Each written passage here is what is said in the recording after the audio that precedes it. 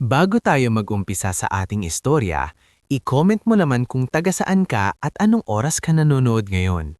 Malay mo, habang pinapakinggan mo ang kwentong ito sa tahimik na gabi, may isang parte ng buhay ni Ellie na bigla mong maramdaman sa puso mo.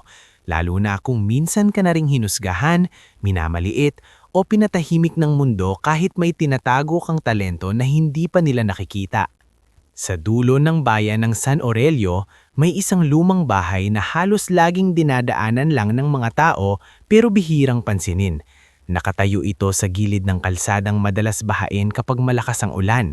Napapaligiran ng mga punong akasya na matagal nang mas matanda pa sa mga batang nakatira roon. Ang pangalan ng bahay ay Bahay Silong, isang maliit na bahay ampunan na pinatatakbo ni Nanay Sabina, isang babaeng may puting buhok, mahihinang tuhod, pero puso na mas matibay pa sa kahit anong pader. Doon lumaki si Eleanor Montesilio, mas kilala sa tawag na Ellie. Hindi niya alam kung bakit Eleanor ang pangalan niya. Hindi niya rin alam kung sino ang nagbigay noon.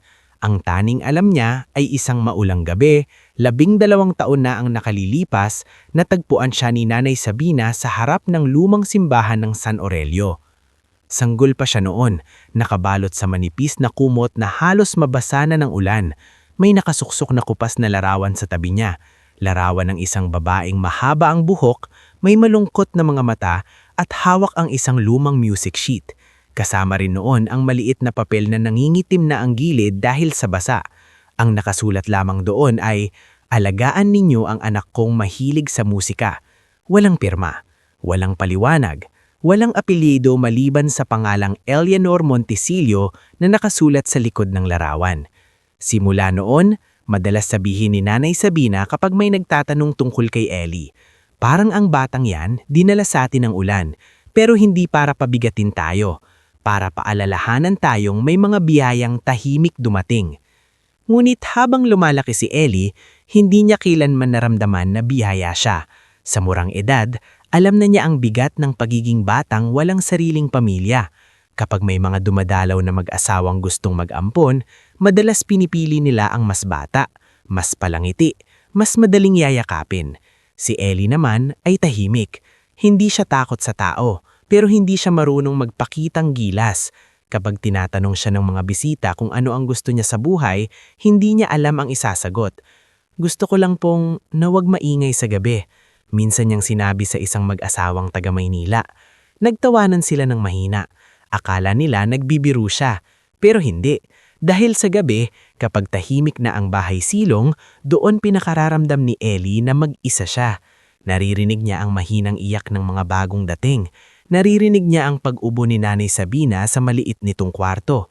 Naririnig niya ang langit kapag umuulan, parang may libu-libong daliring kumakatok sa bubong na yero.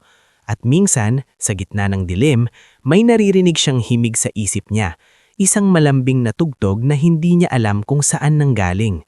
Sa Bahay Silong, maraming batang may kanya-kanyang sugat. Si Miro, 7 taong gulang, ay laging tumatawa ng malakas kahit alam ng lahat na iniwan siya ng ama niya sa palengke. Si Kalia naman, 6 na taong gulang, ay takot sa kulog at laging nagtatago sa ilalim ng mesa kapag umuulan. May kambal ding sina Lando at Lira na parehong mahilig mag-away sa tinapay pero sabay umiiyak kapag pinaghiwalay. Sa kanilang lahat, si Ellie ang parang kuya kahit hindi naman siya ang pinakamatanda. Siya ang nag-aayos ng kumot ni Kalia sa gabi. Siya ang humahabol kay Miro kapag umaakyot siya sa bakod. Siya ang nagbabantay ng sinigang kapag kailangang pumunta si Nanay Sabina sa munisipyo para humingi ng tulong. "Ellie, anak, bata ka pa. Hindi mo kailangang akuin lahat." Minsang sabi ni Nanay Sabina habang nakikita siyang naghuhugas ng mga plato sa likod ng bahay. Ngumiti lang si Ellie, manipis at mahiyain. "Mas mabilis matapos kapag tumutulong ako, Nay." Napabuntong hininga si Nanay Sabina. Lumapit ito at pinunas ang basang kamay ng bata gamit ang sariling apron. "Alam mo, minsan ang batang sobrang aga natututong magtiis, nakakalimutang pwede rin siyang alagaan."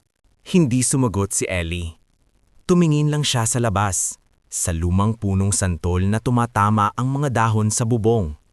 Hindi niya alam kung paano sabihin kay Nanay Sabina na kapag may inaasikaso siyang iba, hindi niya masyadong naiisip kung bakit walang naghahanap sa kanya. Sa isang sulok ng bahay silong, sa dating silid-aralan na ginawa ng maliit na prayer room, naroon ang bagay na pinakagusto ni Ellie sa buong bahay. Isang lumang piano. Itim ito dati, sabi ni Nanay Sabina.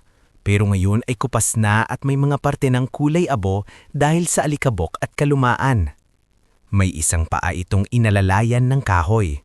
May ilang tekla na hindi tumutunog at may iba namang sobrang lakas kahit marahan lamang pindutin. Iyon ay donasyon ng isang matandang byuda maraming taon na ang nakaraan. Walang marunong tumugtog sa bahay ampunan, kaya nagsilbi na lang itong patungan ng lumang Biblia, sirang radyo, at kahon ng mga krayola. Hanggang sa isang hapon, nang 8 taong gulang si Ellie, may narinig si Nanay Sabina mula sa prayer room. Hindi iyon radyo, hindi rin boses ng bata. Musika iyon. Mahina, putol-putol, at halatang nangangapa. Pero musika pa rin. Dahan-dahan siyang lumapit sa pintuan at nakita niya si Ellie na nakaupo sa harap ng piano.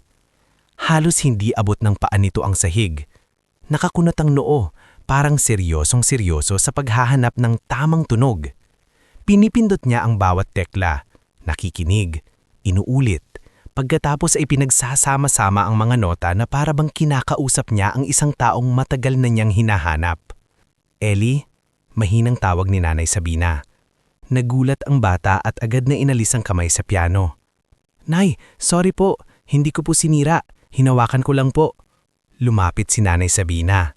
Tinignan niya ang lumang piano pagkatapos ang batang halos mangiyak-ngiyak sa takot na mapagagalitan. Hindi kita pinagagalitan. Malumanay niyang sabi. San mo natutunan yon? Napatingin si Ellie sa mga tekla. Hindi ko po alam. May nagturo ba sa'yo? Umiling siya. Parang naririnig ko lang po minsan. Dito. Itinuro niya ang dibdib niya. Tapos hinahanap ko po sa piano. Tumihim si Nanay Sabina. May kung anong kumirot sa puso niya. Naalala niya ang papel na kasama ni Ellie noong sanggol pa ito. Anak kong mahilig sa musika.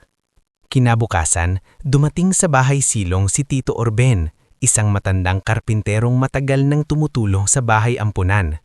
May makapal siyang bigote, laging may lapis sa tenga at palaging amoy kahoy at barnis ang damit. Inutusan siya ni Nanay Sabina na tingnan kung maaari pang ayusin ang ilang parte ng piano. Nako Sabina, sabi ni Tito Orben habang nakayuko sa ilalim ng piano. Mas matanda pa yata sa akin to. Mas matanda ka pa rin na Orben, pabilong sagot ni Nanay Sabina. Napatawa ang matanda. Nako, may tama ka riyan. Tahimik din nakatayo si Ellie sa gilid, hawak ang basahan. Pinapanood niya kung paano buksan ni Tito Orben ang loob ng piano. Para sa kanya, parang binubuksan nito ang dibdib ng isang natutulog na higante. O bata, tawag ni Tito Orben. Ikaw bang tumutugtog dito? Mahiyaing tumanggo si Ellie. Tumugtog ka nga. Naku Orben, baka kabahan, sabi ni Nanay Sabina. Hindi. Gusto ko lang marinig kung anong klase ang kamay ng batang to. Dahan-dahang umupo si Ellie. Pinindot niya ang unang nota. Pagkatapos ay sinundan ng isa pa. Hindi iyon masayang tugtog. Hindi rin ganap na malungkot. Para itong tanong na walang sumasagot. Habang tumutugtog siya, huminto si Tito Orben sa pagkukumpuni. Unti-unting nawala ang ngiti nito. Si Nanay Sabina naman ay napahawak sa gilid ng mesa. Nang natapos si Ellie, agad siyang tumayo. Pasensya na po kung mali. Matagal bago nakapagsalita si Tito Orben. Mali? Mahinang nitong ulit. Anak, kung mali yan, sana lahat tayo marunong magkamaling ng ganyan. Mula noon, kapag may libreng oras si Tito Orben, inaayos niya ng paunti-unti ang piano. Hindi man ito naging bago, unti-unting bumalik ang ilang tunog na matagal nang nawala. Kapalit noon, si Ellie naman ang tumutulong magwalis ng pinagtabasan ng kahol, mag-abot ng pako at magtimpla ng kape ng matanda. Isang araw, may dumating na bagong volunteer sa bahay silong. Ang pangalan niya ay Sister Amelina, isang dating music teacher na tumigil sa pagtuturo matapos magkasakit ang asawa. Hindi siya madre sa kumbento, pero tinawag siyang sister ng mga bata dahil sa lambing at ayos ng pananalita. May dala siyang lumang bag na puno ng papel, lapis at ilang music sheets na naninilaw na. Narinig niya si Ellie isang hapon habang tinutugtog nito ang parehong himig na parang laging hinahanap ang dulo. Tumayo si Sister Amelina sa pintukan at tahimik na nakinig. Nang natapos ang bata, saka lamang siya pumalakpak ng mahina. Napalingon si Ellie. Ay, sorry po, hindi ko po alam na may tao. Bakit ka humihingi ng tawad? Tanong ni Sister Amelina, may ginawa ka bang masama? Wala po. Kung ganun, huwag kang hihingi ng tawad sa musika mo. Yumuko si Ellie. Hindi naman po ako marunong talaga. Lumapit si Sister Amelina at umupo sa tabi niya. Maraming marunong bumasa ng nota pero walang puso. Ikaw, may puso. Ngayon, kailangan lang nating turuan ng kamay mo kung paano sumunod sa puso mo. Simula noon, tinuruan niya si Ellie kapag may oras. Hindi araw-araw dahil maraming gawain sa bahay silong. At hindi rin palaging malakas si Sister Amelina. Pero bawat leksyon ay parang kayamanan para kay Ellie. Tinuruan siya kung paano umupo ng tuwid, paano huminga bago tumugtog, paano huwag durugin ng tekla kahit galit ang damdamin, at paano makinig sa pagitan ng mga nota. Ang katahimikan, sabi ni Sister Amelina, parte rin ng musika. Huwag mong katakotan ng pahinga. Minsan doon umiiyak ang puso. Habang lumilipas ang mga taon, mas lumalalim ang koneksyon ni Ellie sa piano. Kapag umiiyak si Kalia dahil sa kulog, tutugtog siya ng mabagal hanggang makatulog ito. Kapag malungkot si Miro dahil may dumalaw na pamilyang hindi siya pinili, gagawa si Ellie ng nakakatawang punog sa piano para mapatawa siya. Kapag si Nanay Sabina ay nakaupo sa hapag habang kinukwenta ang kulang na pera para sa bigas, tutugtog si Ellie ng malumanay na himig na parang sinasabing, hindi ka naghihisa. Ngunit kahit may munting saya sa loob ng bahay silong, hindi may tatago ang hirap. May mga gabing lugaw lamang ang hapunan, may mga araw na inuuna ang gatas ng maliliit kaysa gamot ni Nanay Sabina. Kapag bumabagyo, naglalagay sila ng palanggana sa ilalim ng mga tulo ng bubong. Madalas si Ellie ang unang gumigising para itabi ang mga banig na nababasa. Isang umaga, dumating si Principal Domeric Almazan mula sa San Aurelio Integrated Academy. Kasama niya ang isang social worker mula munisipyo. May scholarship program daw ang paaralan para sa mga batang may magandang record at rekomendasyon mula sa community. Si Eleanor ang gusto naming subukan, sabi ng social worker habang hawak ang folder. Mataas ang marka niya sa public school at sabi ni Nanay Sabina, responsable raw. Nanlaki ang mata ni Ellie. Ako po? Oo anak, sabi ni Nanay Sabina, halatang pinipigilan ng luha. Pagkakataon mo ito. Hindi agad natuwa si Ellie. Sa halip, kinabahan siya. Ang San Aurelio Integrated Academy ay kilalang paaralan ng mayayaman. Doon pumapasok ang mga anak ng negosyante, doktor, konsehal at may-ari mang malalaking lupain. Ang uniform doon ay hindi basta uniform. Parang palatandaan ng mundong hindi niya kinabibilangan. Paano po ang mga gawain dito? Tanong niya. Ako na bahala, sagot ni Nanay Sabina. Paano po kapag kumulog si Kalia? Ako na rin bahala. Paano po kung... Hinawakan ni Nanay Sabina ang mukha niya. Ellie, minsan kailangan mong lumabas ng silong para makita mong may langit pa. Wala nang maisagot ang bata. Sa unang araw niya sa San Aurelio Integrated Academy, suot ni Ellie ang uniform na donasyon ng dating scholar. Medyo mahaba ang pantalon at maluwag ang polo. Ang sapatos niya ay inayos lang ni Tito Orben gamit ang pandikit. Bitbit niya ang lumang bag na tinahin ni Nanay Sabina sa gilid. Habang papasok siya sa malaking gate, pakiramdam niya ay lahat ng mata nakatingin sa kanya. Sa hallway, nadaanan siya ng isang grupo ng estudyanteng nagtatawanan. Nang makita ang suot niya, huminto ang isang batang lalaking makinis ang buhok at mamahali ng relo. Uy, sabi nito, bagong scholar? Hindi sumagot si Ellie.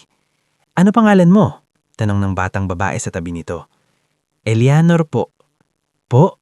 Tumawa ang lalaki. Grabe, parang kausap ang principal. Corvin, tama na, sabi ng isa pang babae pero nakangiti rin ito. Si Corvin Dalmasio, anak ng konsehal, ang unang batang nagparamdam kay Ellie na hindi sapat ang pagiging mabait para respetuhin ka ng tao. Kasama niya sina Lotharo at Sancha na parehong sanay sumunod sa tawa niya. Saang subdivision ka? Tanong ni Corvin. Tahimik si Ellie. Baka likod ng palengke, bulmol ni Lotharo.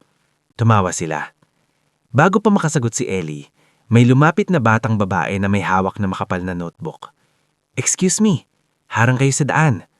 Napatingin si Corvin. Nerissa, wag kang makialam. Hindi ako nakikialam, gusto ko lang pumasok sa classroom. Umalis ang grupo ni Corvin, pero bago tuluyang lumayo, bumulong siya ng sapat na marinig ni Ellie. Ampunang boy.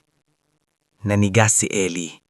Hindi dahil bago sa kanya ang salitang iyon, kundi dahil unang beses niyang itong narinig sa lugar na dapat sana ay magsisimula ang bago niyang buhay. Ang batang babae naman ay tumingin sa kanya. Huwag mong silang pansinin. Ako si Nerissa Luwalhati. Ellie po. Huwag kang magpo. Magkaklase lang tayo. Sa buong araw, tahimik si Ellie. Nakinig siya sa klase, isinulat lahat ng kailangan isulat, at halos hindi kumain ng baon dahil nahihiya siyang ilabas ang kaning may asin at pritong talong. Ngunit sa huling subject nila, dinala sila sa music room. Doon niya unang nakita ang pinakamadandang piano na nakita niya sa buong buhay niya. Makintab, itim, buo ang mga tekla, walang gasgas, walang patong na Biblia o kahon ng Crayola. Nakatayo ito sa gitna ng silid na parang hindi dapat hawakan ng maruruming kamay. Pumasok si Maestra Veridiana Castañeda, ang guro sa musika. Matangkad siya, laging ayos ang buhok, at may boses na malamig kahit nakangiti. Isa-isa niyang tiningnan ng mga estudyante hanggang sa mapadako ang mata niya kay Ellie. Ikaw ang bagong scholar? Tanong niya. Tumayo si Ellie. Opo, ma'am. Eleanor Montesilio? Opo. Tiningnan niya ang lumang sapatos ni Ellie, ang maluwag na uniform at ang bag nitong tinahi sa gilid. Dito sa music room, sabi ni Maestra Veridiana, mahalaga ang disiplina. Hindi ito lugar para sa paglalaro o panghuhula. Ang musika ay para sa mga handang magsanay ng tama. Opo, ma'am. Umupo ka. Umupo si Ellie, ramdam ang init sa mukha. Pagkatapos ng klase, inutusan ng ilang scholar na manatili para tumulong maglinis. Kasama roon si Ellie. Pinunasan niya ang mga upuan, inayos ang music sheets, at nang maiwan siyang mag-isa, hindi niya napigilang lumapit sa piano. Hindi niya ito tinugtog agad. Hinawakan lang niya ang gilid, parang nangungumusta. Sa huli, naupo siya. Isang nota lang sana, isa lang. Pero nang tumunog ang piano, parang may pinto sa dibdib niya ang bumukas. Sinundan niya iyon ng isa pa, hanggang ang simpleng nota ay naging himig na matagal na niyang dinadala. Mas buo ang tunog kaysa sa lumang piano sa bahay silong. Mas malinaw, mas masait pakinggan. Hindi niya namalayan na nakatayo na pala si Maestra Veridiana sa pintuan. Nang matapos siya, mabilis siyang napalingon. Ma'am, sorry po.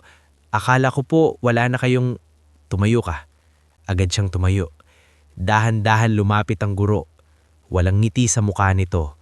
Sino ang nagturo sa iyo niyan? Wala po. Wala? Umangat ang kilay nito. Huwag kang magsisinungaling sa akin. Hindi po talaga. Sa bahay ampunan po kasi may lumang piano. Doon lang po ako minsang... Bahay ampunan. Putol ni Maestra Veridiana na para bang sapat na ang salitang iyon para ipaliwanag ang lahat. Makinig ka, Eleanor. Hindi porke marunong kang pumindot ng tekla ay musikero ka na. Ang piano rito ay hindi laruan. Hindi ito para sa kung sino-sinong gustong magpanggap na may talento. Napalunok si Ellie. Opo, ma'am. Simula ngayon, huwag mong gagalawin ang piano nang walang permiso. Naiintindihan mo? Opo. Masakit ang lalamunan niya pero hindi siya umiyak. Sanay siyang magpigil. Sanay siyang lunukin ng sakit bago pa ito makita ng iba. Pag-uwi niya sa bahay silong, tinanong siya ni Miro kung kamusta ang unang araw. Malaki ang school, sagot ni Ellie. Mayaman mga bata. Tumanggo siya. May nang-away sa'yo? Hindi agad sumagot si Ellie, kaya si Kalia na nakaupo sa sahig habang nagkukulay ay tumingin sa kanya. Kuya Ellie, malungkot ka? Ngumiti siya kahit mabigat ang dibdib. Hindi, pagod lang. Lumapit si Nanay Sabina sa kusina. Isang tingin pa lang nito sa kanya, alam na nitong may nangyari. Ellie, marhan niyang tawag. Pero bago pa siya matanong, naupo na si Ellie sa harap ng lumang piano. Pinindot niya ang ilang sirang tekla. Pumyok ang isa, hindi tumunog ang isa pa. Pero doon, sa lumang piano na puno ng alikabok at sugat, naramdaman niyang hindi siya kailangan magpanggap. Tumugtog siya ng mahina. Hindi para sa paaralan, hindi para sa guro, hindi para sa mga batang tumawa sa sapatos niya, kundi para sa sarili niyang pusong gustong maniwala na kahit ulila siya, kahit mahirap, kahit hindi siya bagay sa mundong pinasok niya, may isang parte pa rin sa kanya na hindi kayang agawin ng kahit sino. Sa pintuan, tahimik na nakikinig si Nanay Sabina. Sa tabi niya si Tito Orben na kararating lang dalang kahoy para sa sirang bintana. Si Sister Amelima naman ay napahanto sa pag-aayos ng lumang papel. Walang nagsalita hanggang matapos ang tugtog. Pagkatapos, mahina lamang na sinabi ni Sister Amelina, "May mga taong matatakot sa liwanag mo, Ellie. Pero huwag mong papatayin ang ilaw mo para lang komportable sila." Hindi tumingin si Ellie sa kanila. Pinagmasdan lang niya ang mga tekla. Luma, sira, pero tapat. At sa unang pagkakataon mula nang pumasok siya sa San Aurelio Academy, hinayaan niyang tumulo ang isang luha sa pisngi niya. Hindi dahil susuko siya, kundi dahil alam niyang nagsimula na ang isang bagong yugto ng buhay niya. Isang yugto kung saan kailangan niyang matutong tumayo kahit ang mundo ay sanay lumuhod ang mga batang katulad niya.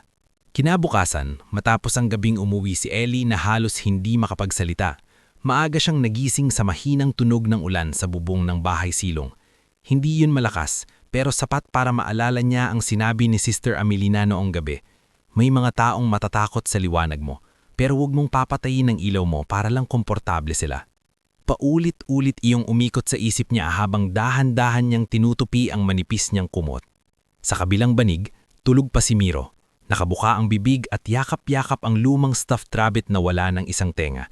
Si Kalia naman ay nakabaluktot sa tabi ng unan. Nakakunot ang noo kahit natutulog. Marahil ay nananaginip na naman ng kulog. Tumingin si Ellie sa kanila at napabuntong hininga.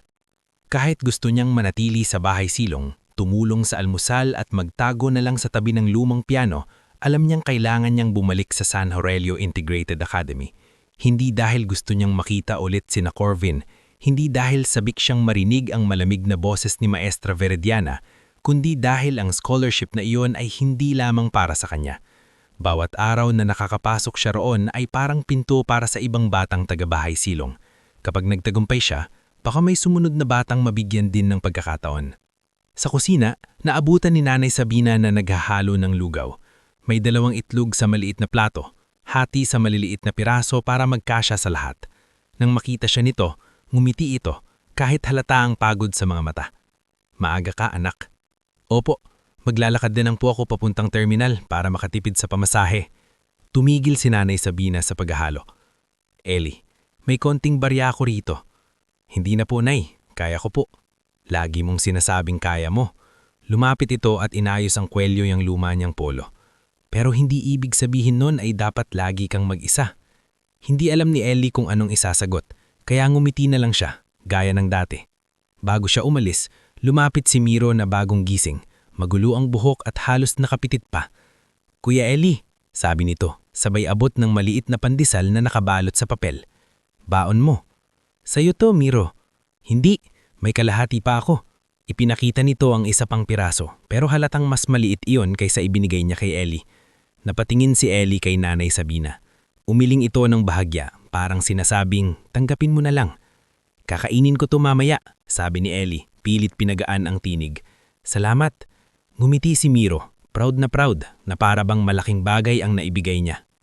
Pagdating ni Ellie sa San Aurelio Academy, basa ang laylayan ng pantalon niya dahil sa talsik ng tubig sa kalsada. Maingat niyang pinunasan ang sapatos gamit ang panyo bago pumasok sa building, ngunit kahit anong ayos niya ay hindi maitatago na luma ito. Sa hallway, naroon na naman sina Corvin Dalmasio, Luzaro at Sancha. Nakasandal sila sa lockers, hawak ang mga mamahaling tumbler at nakasuot ng bagong jacket kahit hindi naman malamig. "Uy, ayan na ang pianista ng ampunan," sabi ni Luzaro. Hindi sila nilingon ni Ellie. "Bingi ka ba o masyado ka ng sikat kasi nakagamit ka ng piano kahapon?" Huminto sandali si Ellie, pero hindi siya lumingon. Naalala niya ang paalala ni Nanay Sabina. Hindi lahat ng bato kailangan mong pulutin. Minsan mas mapapagod ka lang. Ngunit bago siya tuluyang makalayo, biglang hinila ni Sancha ang gilid ng bag ni Ellie. "Ano ba laman nito? Donasyon." Nahulog ang ilang notebook ni Ellie sa sahig. Kasama roon ang baon niyang pandesal na ibinigay ni Miro. Gumulong iyon sa malinis na tiles at natigil sa tabi ng sapatos ni Corvin. Dinampot ito ni Corvin gamit ang dalawang daliri, parang may hawak na maruming basahan. "Ito ba lunch mo?" Namula ang mukha ni Ellie. "Pakiusap, ibalik mo." "Bakit? Special ba to? Galing ba sa bahay ampunan bakery?" Nagtawanan sila. Sa sandaling iyon, may biglang yumuko at dinampot ang mga notebook ni Ellie. Ni Risa luwalhati iyon. Dala ang makapal niyang binder at may seryosong tingin. "Corvin, ibalik mo na." "Ano ka ba ni Risa? Nagdibiro lang kami." Hindi nakakatawa. Napatingin si Sancha kay ni Risa. "Grabe ka naman, parang ikaw ang inaapye. Hindi kailangan ako ang inaapye bago ko sabihing mali kayo." Saglit na tumahimik ang hallway. Hindi sanay si Corvin na may kumukontra sa kanya, lalo na sa harap ng ibang estudyante. Pero bago pa lumaki ang eksena, dumating si Sir Ovid Calantas, ang guro nila sa araling panlipunan. Payat siya, may salamin, at laging may dalang lumang leather folder. "Anong nangyayari rito?" tanong niya. Agad na binitiwan ni Corvin ang pandasal. Nahulog iyon sa sahig, pero mabilis itong dinampot ni Ellie. "Wala po, sir," sabi ni Corvin. Biglang ayos ang boses. Tinignan ni Sir Ovid si Ellie. Pagkatapos, ang notebook sa kamay ni Risa. Pagkatapos, sina Corvin. Kung wala, bakit parang may batang kailangang yumuko para pulutin ang gamit niya? Mahinang tanong ng guro, pero mabigat ang dating. Walang sumagot. "Pumasok na kayo sa klase. Corvin, Luzaro, Sancha, kakausapin ko kayo mamaya." Nang makaalis sila, inabot ni Risa ang notebook kay Ellie. "Okay ka lang?" Tumanggo si Ellie, pero hindi niya kayang tumingin ng diretsyo. "Salamat." Hindi mo kailangan magpasalamat sa bagay na dapat naman talagang gawin. May kakaibang tapang sa tinig ni Risa, pero hindi iyon maingay. Parang tahimik na ilaw sa madilim na pasilyo. Sa loob ng classroom, sinubukan ni Ellie na mag-focus. Ngumit pa ulit-ulit niyang naaalala ang pandesal ni Miro na nahulog sa sahig. Hindi dahil nadumihan ito, kundi dahil alam niyang ibinigay iyon ng batang halos wala ring makain. Tinago niya iyon sa bag, at ng recess, kinain niya pa rin sa likod ng library. Pinagpag niya lang ng kaunti, pagkatapos ay hinati sa maliliit na kagat para tumagal. Doon siya nakita ni Sir Ovid. Hindi agad nagsalita ang guro. Umupo lamang ito sa kabilang dulo ng bench, hawak ang sariling tasa ng kape. "Mas tahimik dito kay sa kantin," sabi ni Sir Ovid. Tumanggo si Ellie. "Opo. Hindi ka kumakain doon?" "Maingay po." "Maingay nga." Humigop ng kape ang guro. "Pero minsan, hindi ingay ang iniiwasan natin. Minsan, tingin ng tao." Napahinto si Ellie sa pagkain. Hindi siya sumagot. Hindi siya pinilit ni Sir Ovid. Sa halip, naglabas ito ng maliit na paper bag. "May sobrang ensaymada ako. Hindi ko na kayang ubusin. Baka gusto mo." Umiling agad si Ellie. "Hindi na po, sir. Hindi ito limos sa Eleanor. Sobra ito. At kung hindi mo kukunin, masasayang." Dahan-dahang tinanggap ni Ellie ang paper bag. "Salamat po." "Mag-aral ka ng mabuti," sabi ni Sir Ovid. "May mga lugar na hindi agad magiging mabait sa'yo, pero hindi ibig sabihin noon ay wala kang karapatang manakili roon." Ang mga salitang iyon ay parang maliit na pako sa dibdib ni Ellie. Masakit, pero nagpapatibay. Samantala, sa music department, lalong umiigting ang pressure kay Maestra Veridiana Castañeda. Ilang araw na lang ay gaganapin na ang Grand Benefactors Night, ang pinakamalaking event ng San Aurelio Academy. Taon-taon, dito nagpapakitang gilas ang paaralan sa mga donor, alumni, opisyal ng bayan, at mayayamang magulang. Dito rin nakukuha ang malaking bahagi ng pondo para sa scholarship program. Para kay Principal Domeric Almazan, ito ay gabing mahalaga para sa reputasyon ng paaralan. Para sa mga estudyante, ito ay pagkakataong makita sa entablado. Pero para kay Maestra Veridiana, higit pa roon ang gabing iyon. Iyon ang sukatan ng halaga niya. Sa faculty room, narinig niya minsan ang usapan ng dalawang guro habang inaayos niya ang mga gamit sa labas. Grabe si Veridiana ngayon. Parang ayaw magkamali kahit isang nota. Hindi mo ba alam? Dati raw siyang nag-audition sa conservatory sa Maynila. Hindi natanggap. Simula noon, dito niya na binubuhos lahat. Siguro kaya ganun kahigpit. Higpit oo, pero minsan nakakasakit na. Hindi na dapat nakinig si Ellie, pero hindi niya maiwasan. Biglang nagkaroon ng bahagyang paliwanag ang lamig sa mata ni Maestra Veridiana. Hindi yon dahilan para maging malupit siya, pero ipinakita nitong may sugat din pala ito. Sugat na tinakpan ng lipstick, mataas na takon, at matitigas na salita. Sa music room, abala ang rehearsal. Si Priscilla Veira, ang paboritong estudyante ni Maestra Veridiana, ang nakatakdang tumugtog at kumanta sa Grand Benefactors Night. Maganda si Priscilla, laging maayos ang buhok, at arang sanay na sanay sa palakpakan. Anak siya ng may-ari ng malaking butika sa bayan, kaya mula bata ay may private voice coach at piano tutor na. Again, Priscilla, utusan ni Maestra Veridiana. Hindi sapat ang tama, kailangan memorable. Tumanggo si Priscilla, pero halata ang pagod sa mukha. Ilang oras na silang nagre-rehearse. Nasa likod si Ellie, nagpupunas ng mga upuan dahil bahagi iyon ng scholarship service niya. Hindi siya dapat nakikialam. Hindi rin siya dapat tumingin masyado sa piano.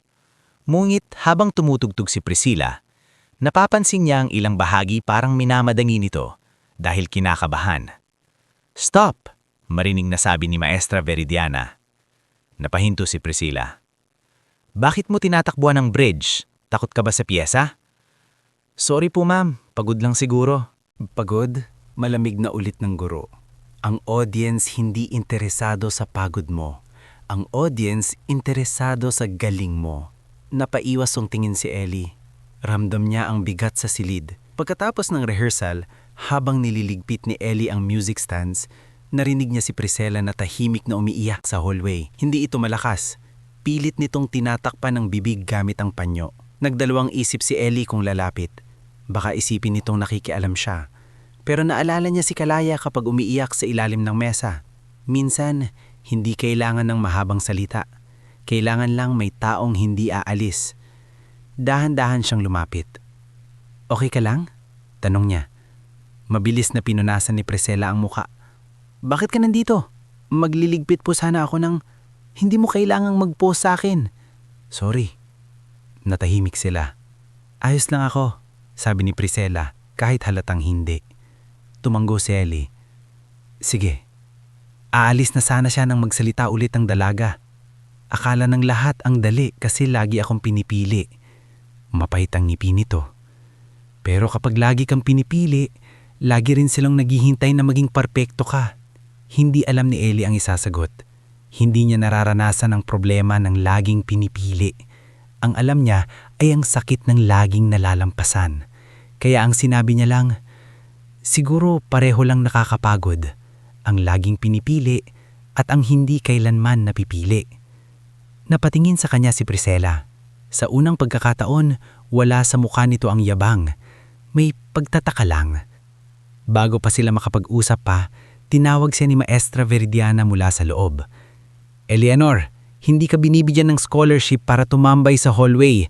Tapusin mo ang trabaho mo." Agad na bumalik si Ellie. Hindi niya nakita na sinundan siya ng tingin ni Priscilla. Parang may nakita itong bahagi ng batang hindi niya napapansin noon. Lumipas ang mga araw at lumapit ang Grand Benefactors Night. Mas naging abala ang buong paaralan. May mga estudyanteng nag-aayos ng decorations, may gumagawa ng invitation cards, may naglilinis ng auditorium, at may naglalagay ng mga ilaw sa entablado. Sa lahat ng iyon, si Ellie ay halos laging nasa likod. Tagabuhat ng kahon, tagaayos ng upuan, tagapunas ng piano, tagaabot ng tubig sa performers. Isang hapon, habang binubuhat niya ang kahon ng program sa papunta sa auditorium, nadaanan niya si Jomaric Tanseco, ang janitor ng paaralan. Tahimik itong lalaki, may manipis na balbas at laging may dalong mop. Madalas siyang hindi pinapansin ng mga estudyante, pero napansin ni Ellie na ito ang unang dumarating at huling umaalis. "Mabigat ba?" tanong ni Jomaric. "Kaya po." "Kaya na naman. Bahagya itong mubite." "Pahinga rin minsan, bata." Ibinaba ni Ellie ang kahon sa gilid. "Kuya Jomaric, matagal na po kayo rito?" 11 taon. "Hindi po ba kayo nagsasawa?" Tumingin si Jomaric sa malawak na auditorium.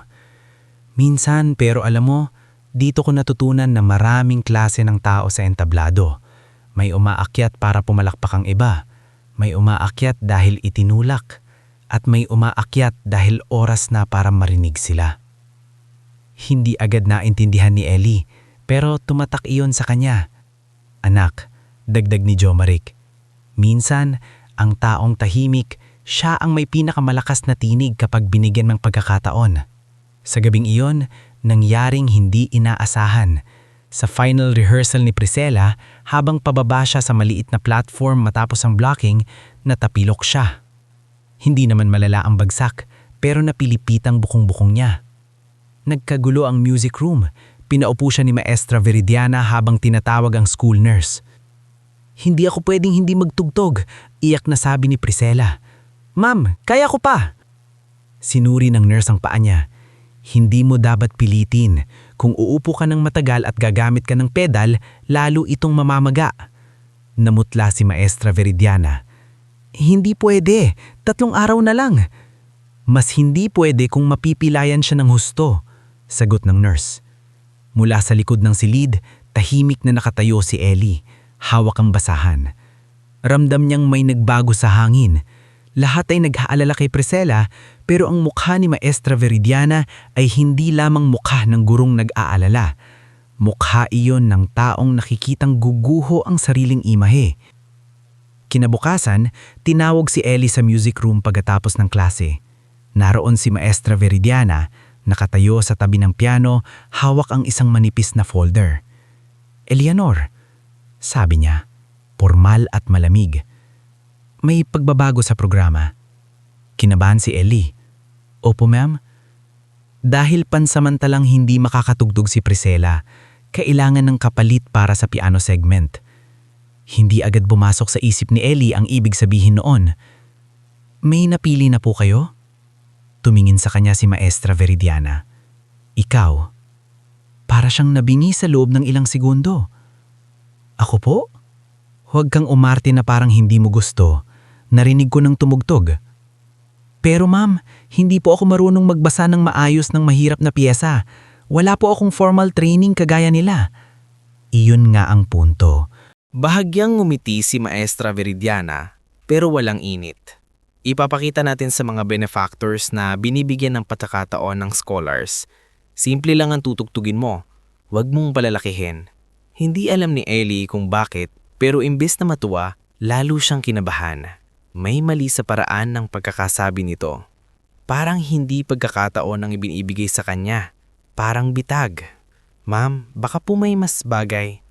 "Scholar ka, hindi ba?" Putol nito. Bahagi ng scholarship ang pagtulong sa paaralan kapag kailangan. "O gusto mong kausapin ko si Principal Domeric tungkol sa kakulangan mo ng cooperation?" Nanlamig ang kamay ni Ellie. Naalala niya si Nanay Sabina, ang bahay silong, ang mga batang umaasa na magtutuloy-tuloy ang scholarship niya. Hindi siya pwedeng mawalan nito. "Opo, ma'am," mahina niyang sabi. "Gagawin ko po." Inabot nito ang folder. Pag-aralan mo ito. Binuksan ni Ellie ang folder. Nakita niya ang piyesang hindi niya kilala. Hindi naman sobrang kapal, pero para sa kanya na natututo pa lamang sa nota, parang bundok iyon. "Ma'am," nag-atubili siya. "Ito po bang simple?" Tumaas ang kilay ni Maestra Veridiana. "Kung talagang may talento ka, hindi iyan magiging problema." Gusto niyang sabihin na hindi ganoon gumagana ang talento. Gusto niyang sabihin na ang musika ay hindi dapat gawing patibong. Pero wala siyang lakas. Kinuha niya ang folder at yumuko. Pag-uwi niya sa bahay silong, mas tahimik siya kaysa dati. Napansin iyon ni Nanay Sabina habang naghahanda ng hapunan. May nangyari? Umupo si Ellie sa tabi ng lumang piano. Hawak niya ang folder na para bang mabigat pa sa kahon ng programs. Ako raw po ang tutugtog sa Benefactors Night. Napatigil si Nanay Sabina. Si Miro ay napasigaw sa tuwa. Kuya Ellie, sa stage? Si Kalia ay pumalakpak agad. Tutugtog ka? Pupunta kami. Ngunit si Sister Amelina na naraon sa tabi ng bintana, napansin ang takot ni Ellie. Bakit parang hindi ka masaya? Tanong niya. Dahan-dahang binuksan ni Ellie ang folder at ipinakita ang pyesa. Tinignan niyo ni Sister Amelina. Kumunot ang noo niya. Ito ang ibinigay sa'yo? Opo, simple raw po. Matagal itong tumahimik. Pagkatapos ay malumanay ngunit seryoso nitong sinabi. Hindi ito simple para sa antas mo ngayon. Bumaba ang tingin ni Ellie. Alam ko po. Napaupo si Nanay Sabina sa tabi niya. Anak, kung ayaw mo, hindi po pwede, Nay. Baka mawala scholarship ko. Sumikip ang dibdib ni Nanay Sabina. Wala siyang maisagot dahil alam niyang may katotohanan iyon. Sa mundong ginagalawan nila, ang mahirap madalas walang karapatang tumanggi kahit nasasaktan na. Lumapit si Tito Orben na kanina pa pala nakikinig mula sa pintuan. Kung piyesa ang problema, pag-aaralan natin. Tito, hindi naman po kayo marunong magpiano. Hindi, sagot nito. Pero marunong akong umupo sa tabi mo habang nahihirapan ka. Napangiti ng kaunti si Ali kahit mabigat pa rin ang loob. Sa mga sumunod na gabi, sinubukan ni Ellie na pag-aralan ng pyesa. Tinulungan siya ni Sister Amelina sa pagbasa ng nota kahit halata nitong masyadong mabigat ang ibinigay. Ang Nanay Sabina ang nagtitimpla ng salabat kapag napapagod siya. Si Miro ang nagbabantay sa maliliit habang hindi sila maingay. Si Kalia naman ay gumuguhit ng bituin sa papel at idinidikit sa tabi ng piano para raw hindi matakot si Kuya Ellie. Ngunit kahit anong sikap niya, may mga bahaging hindi niya makuha. Kapag pinipilit niyang sundin ang nota, nawawala ang puso niya. Kapag sinusunod naman niya ang puso niya, lumilihis siya sa pyesa. Isang gabi, napahanti siya at napahawak sa mukha. Hindi ko kaya, bulong niya. Tahimik ang buong silid. Lumapit si Sister Amelina at umupo sa tabi niya. Ellie, may mga tugtog na ginawa para ipakita ang galing ng kamay. At may mga tugtog na ginawa para ipakita ang laman ng puso. Tingin po ni Maestra kapag hindi ko ito natugtog, wala akong kwenta. Tingin niya iyon, sabi ni Sister Amelina. Pero hindi siya ang may-ari ng musika mo. Sumingin si Ellie sa lumang piano, sa mga gasgas nito, sa mga sirang tekla, sa kahoy na itinukod ni Tito Orben sa paa nito, sa mga batang nakaupo sa sahig, tahimik na naniniwala sa kanya kahit hindi nila naiintindihan ang bigat ng nangyayari. Sa unang pagkakataon, hindi lang takot ang naramdaman niya, mayroon ding munting galit. Hindi galit na gustong manakit, kundi galit na nagsasabing hindi tama na gawing katatawanan ang isang batang wala namang ibang ginawa kundi mangarap. Sa San Aurelio Academy, patuloy ang paghahanda. Hindi alam ng karamihan ang totoong dahilan kung bakit si Ellie ang tutugtog. Ang alam nila, may scholar na bibigyan ng pagkakataon. Ngunit sa likod ng ngiti ni Maestra Veridiana, may lihim na paghihintay. Umaasa siyang kapag nagkamali si Ellie, mapapatunayan niyang hindi sapat ang natural na talento, na kailangan pa rin ng polish, pangalan, training at higit sa lahat, kontrol niya. Ngunit hindi niya alam na habang binibigyan niya si Ellie ng piyesang parang patibong, may nabubuo namang ibang uri ng lakas sa bata. Hindi lakas na galing sa yabang, hindi lakas na galing sa paghihiginti, kundi lakas na galing sa lahat ng taong minsang nagsabing, kaya mo, kahit hindi kanila pinili. Sa huling gabi bago ang Benefactors Night, hindi na binuksan ni Ellie ang folder. Umupo siya sa harap ng lumang piano at ipinikit ang mga mata. Sa isip niya narinig niya muli ang himig na matagal nang bumibisita sa kanya sa gabi. Ang himig na parang yakap ng inang hindi niya nakilala. Dahan-dahan niya itong tinugtog. Sa bawat nota naroon ang ulan noong gabing iniwan siya sa simbahan. Naroon ang kamay ni Nanay Sabina na unang bumuhat sa kanya. Naroon ang pandesal ni Miro, ang takot ni Kalia sa kulog, ang basag na piano, ang boses ni Sister Amelina, ang payo ni Tito Orben, ang pagtatanggol ni Nerissa, ang tahimik na kabaitan ni Sir Ovid, at ang salita ni Jomaric tungkol sa mga taong tahimik ngunit may malakas na tinig.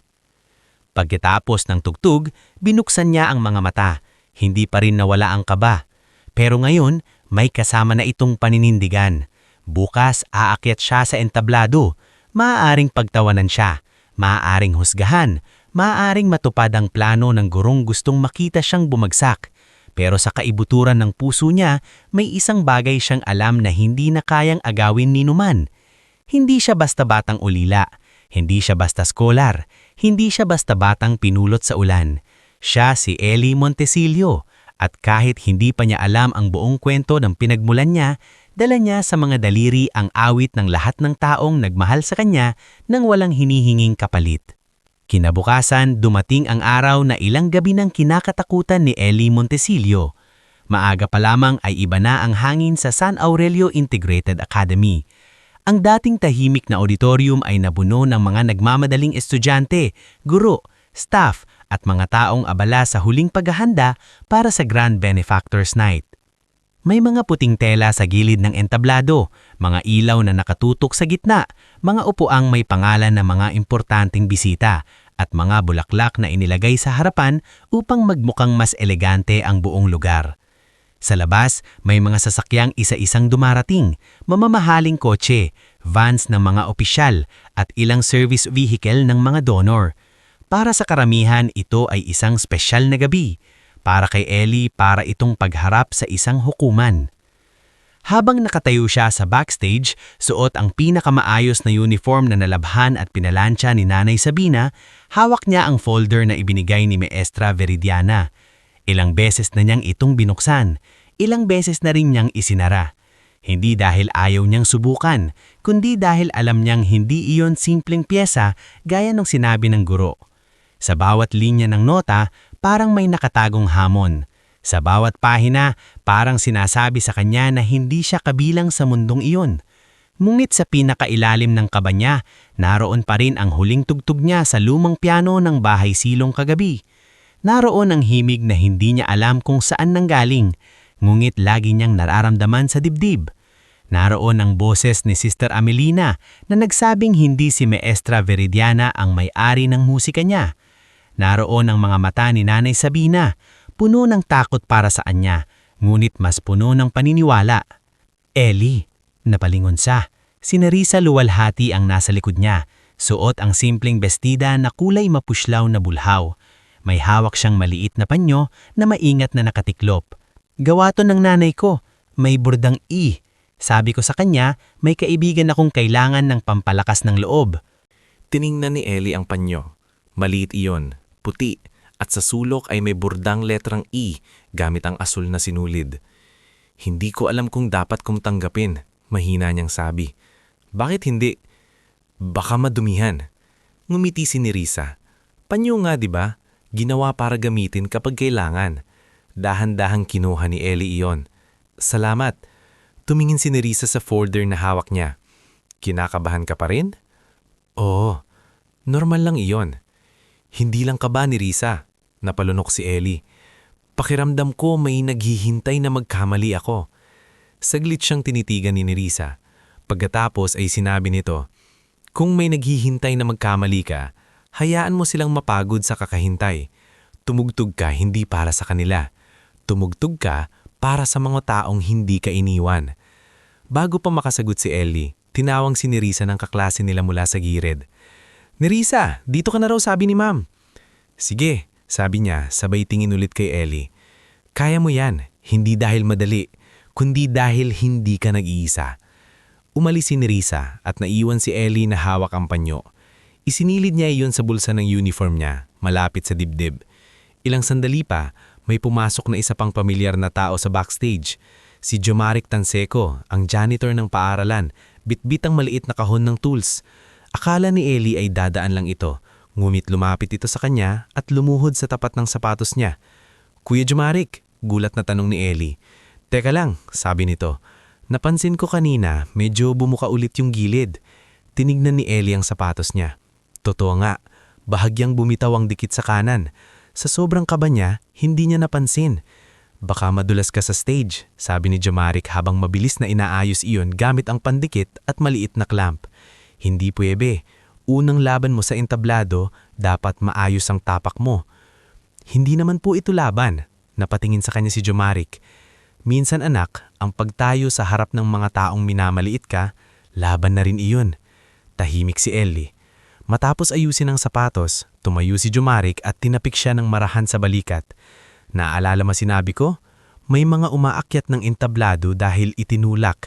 May umaakyat dahil oras na para marinig sila." Bahagya itong ngumiti.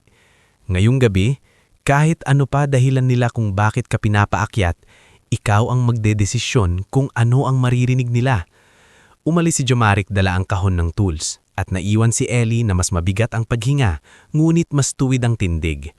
Sa kabilang bahagi ng backstage, abala si Maestra Veridiana. Suot niya ang itim na bisdida at perla sa leeg. Maayos ang muka, kontrolado ang kilos, ngunit halata sa mga mata niya ang matinding tensyon. Paulit-ulit niyang tinitignan ang program list, kinakausap ang stage manager, at sinisigurong nasa tamang upuan ng mga donor. Nang makita niya si Ellie, lumapit siya. "Eleanor," sabi niya, "handa ka na?" Hindi alam ni Ellie kung paano sasagot nang hindi nagsisinungaling. "Opo ma'am, susubukan ko po." Hindi sapat ang susubukan. Nilapitan siya nito at inayos ang kwelyo niya, ngunit hindi iyon may lambing. Para itong pag-aayos ng gamit na ipapakita sa tao. Kapag umupo ka sa piano, huwag kang gagawa ng eksena. Sundin mo ang piyesa. Huwag kang magpapansin. "Opo." "At huwag mong kakalimutan," dagdag niya, "mas mahina ang boses. Ang school ang dala mo sa entablado, hindi ang bahay ang punan." Parang may tumusok sa dibdib ni Ellie, ngunit hindi siya sumagot. Kung noong una ay baka mayayuko siya sa hiya, ngayon laman ay tahimik lang niyang hinawakan ng panyo sa bulsa niya. Hindi niya kailangang ipaliwanag kay Maestra Veridiana kung ano ang dala niya sa entablado. Alam niya ang totoo. Dala niya ang bahay silong at hindi niya iyon ikinakahiya. Sa audience, nagsimula nang mapuno ang mga upuan. Nasa pinakadulong bahagi si Nanay Sabina, kasama sina Miro, Kalia, Tito Orben at Sister Amelina. Hindi sila sanay sa ganoong lugar. Si Miro ay paulit-ulit na tinitignan ng malalaking ilaw sa kisame. Si Kalia ay mahigpit na hawak ang kamay ni Nanay Sabina. Si Tito Orben naman ay suot ang lumang barong na ilang beses nang tinahi, habang si Sister Amelina ay tahimik na nagdarasal. "Nay," bulong ni Kalia, "makikita ba tayo ni Kuya Ellie?" "Siguro hindi agad, pero mararamdaman tayo niya." "Anong ibig sabihin noon?" Ngumiti si Sister Amelina. "May mga taong kahit malayo sa mata, malapit sa puso." Sa harap naman ng auditorium, naroon sina Principal Domeric Almazan, ilang miyembro ng school board at ang mga kilalang bisita. Kabilang sa kanila si Don Aristeo Valmoran, isang matandang negosyante at philanthropist na dating sumusuporta sa mga batang musiko. Tahimik siya sa kanyang upuan, may hawak na programa at tila hindi interesado sa mga palamuting salita. Sa tabi niya ay si Attorney Luviana Soriano, ang kanyang legal advisor na masusing nagmamasid sa takbo ng event. Nagsimula ang programa sa pambansang hawit, opening remarks at ilang dance number mula sa lower grades. Maayos ang lahat. May mga palakpakan, may mga ngiti, may mga magulang na kumukuha ng video. Ngunit habang lumalapit ang piano segment, lalong bumibilis ang tibok ng puso ni Ellie. Sa backstage, nakita niya si Priscilla Vera na nakaupo sa isang upuan. May benda pa rin ang bukong-bukong. Suot nito ang gown na dapat sana ay gagamitin niya sa performance. Nang magtagpo ang mata nila ni Ellie, saglit silang natahimik. "Ellie," tawag ni Priscilla. Lumapit siya. "Kumusta paa mo?" "Mas okay na, pero hindi pa rin kayang tumagal sa pedal." Tinignan siya nito ng may halong hiya at lungkot. "Narinig ko, ikaw ang tutugtog." Tumanggo sa Ellie. "Pinahirapan ka ba niya?" Hindi siya agad nakasagot, ngunit sapat na ang katahimikan. Napapikit si Priscilla. Alam ko, ganyan siya kapag takot. Nagulat si Ellie. Takot? Takot na may mas magaling. Takot na may hindi niya kontrolado. Huminga ng malalim si Priscilla. Akala ko dati, kapag pinapaboran ka ng guro, panalo ka na. Pero minsan, kulungan din pala iyon. Hindi alam ni Ellie kung bakit, pero naawa siya kay Priscilla. Sa kabila ng yaman at palakpakan, mayroon din pala itong pasan na hindi niya nakikita. Hindi ko alam kung magagawa ko, aminin ni Ellie. Tumingin si Priscilla sa kanya. Huwag mong isipin ang iniisip nila. Kapag tumugtog ka, pakinggan mo muna sarili mo. Saglit itong nag-alinlangan bago idagdag. At Ellie, kung mali man ang plano nila sa'yo, sana ikaw ang maging tama ngayong gabi. Bago pa sila makapagsalita pa, narinig nila ang boses ni Principal Domeric muna sa stage. At ngayon, bilang patunay sa layunin ng ating paaralan na bigyang pagkakataon ang bawat mag-aaral, ipakikilala natin ang isang scholar mula sa ating programa. Nanlamig ang kamay ni Ellie. Lumapit si Maestra Viridiana sa microphone. Ang ngiti niya ay perpekto, ngunit ang mga mata niya ay matalas. Ngayong gabi, sabi niya sa audience, bibigyan natin ng pagkakataon ang isa sa ating mga scholars. Kahit hindi siya dumaan sa parehong antas ng pagsasanay ng ating regular performers, naniniwala ang ating paaralan na mahalagang buksan ng entenada sa lahat. May ilang pumalakpak, may ilang nagbulungan. Sa likod, narinig na Ellie ang mahinang tawa ni Corvin at ng mga kasama nito. Pakinggan natin, patuloy ni Maestra Viridiana, si Elianor Montesilio. Parang biglang lumayo ang lahat ng tunog. Humakbang si Ellie papunta sa entenada. Sa bawat hakbang, ramdam niya ang ilaw sa mukha, ang daan-daang mata, ang bigat ng katahimikan. Nang maupo siya sa harap ng makintab na piano, sandali niyang hinanap sa audience si Nanay Sabina. Sa dami ng tao, halos hindi niya sila makita. Ngunit sa dulong bahagi, nakita niya ang maliit na kamay ni Kalia na kumakaway ng mahina. Katabi nito si Miro na nakangiting todo kahit halatang kinakabahan. Nakita rin niya si Nanay Sabina, nakapikit at nagdarasal. Binuksan ni Ellie ang folder, at doon lalong lumabig ang dibdib niya. Hindi iyon ang mismong piyesang pinag-aralan niya. Parehong pamagat ang nasa unang pahina, ngunit may dagdag na bahagi. Mas komplikadong pasahe at mga notang hindi kasama sa kopyang inuwi niya sa bahay. Napatingin siya sandali kay Maestra Viridiana sa gilid ng stage. Hindi ito iwinas ang tingin. Sa halip, bahagyaan nitong itinaas ang baba. Parang sinasabing, tignan natin ngayon. Naintindihan ni Ellie, hindi lang pala siya pinahirapan. Sinasadya niya siyang pabagsakin. Sa isang iglap, halos natukso siyang tumayo at umalis. Napakaliit niya sa harap ng piano. Napakalaki ng auditorium. Napakarami ng taong pwedeng tumawa. Sa isang iglap, narinig niya sa isip ang boses ni Corvin. Ampon ng boy! Narinig niya ang lamig ni Maestra Viridiana. Hindi ang bahay ampunan ang dala mo sa entenada. Narinig niya ang kanyang sariling takot. Hindi ko kaya. Ngulit kasunod noon, may ibang boses na dumating. Si Nanay Sabina. Minsan kailangan mong lumabas ng silong para makita mong may langit pa. Si Sister Amelina. Hindi siya ang may-ari ng musika mo. Si Jomaric, ikaw ang magdidesisyon kung ano ang maririnig nila. Si Nerissa, tumugtog ka para sa mga taong hindi ka iniwan. Dahan-dahang ipinikit ni Ellie ang mga mata. Hinawakan niya ang panyo sa bulsa. Kapatapos, isinara niya ang folder. Isang mahinang bulungan ng kumalat sa audience.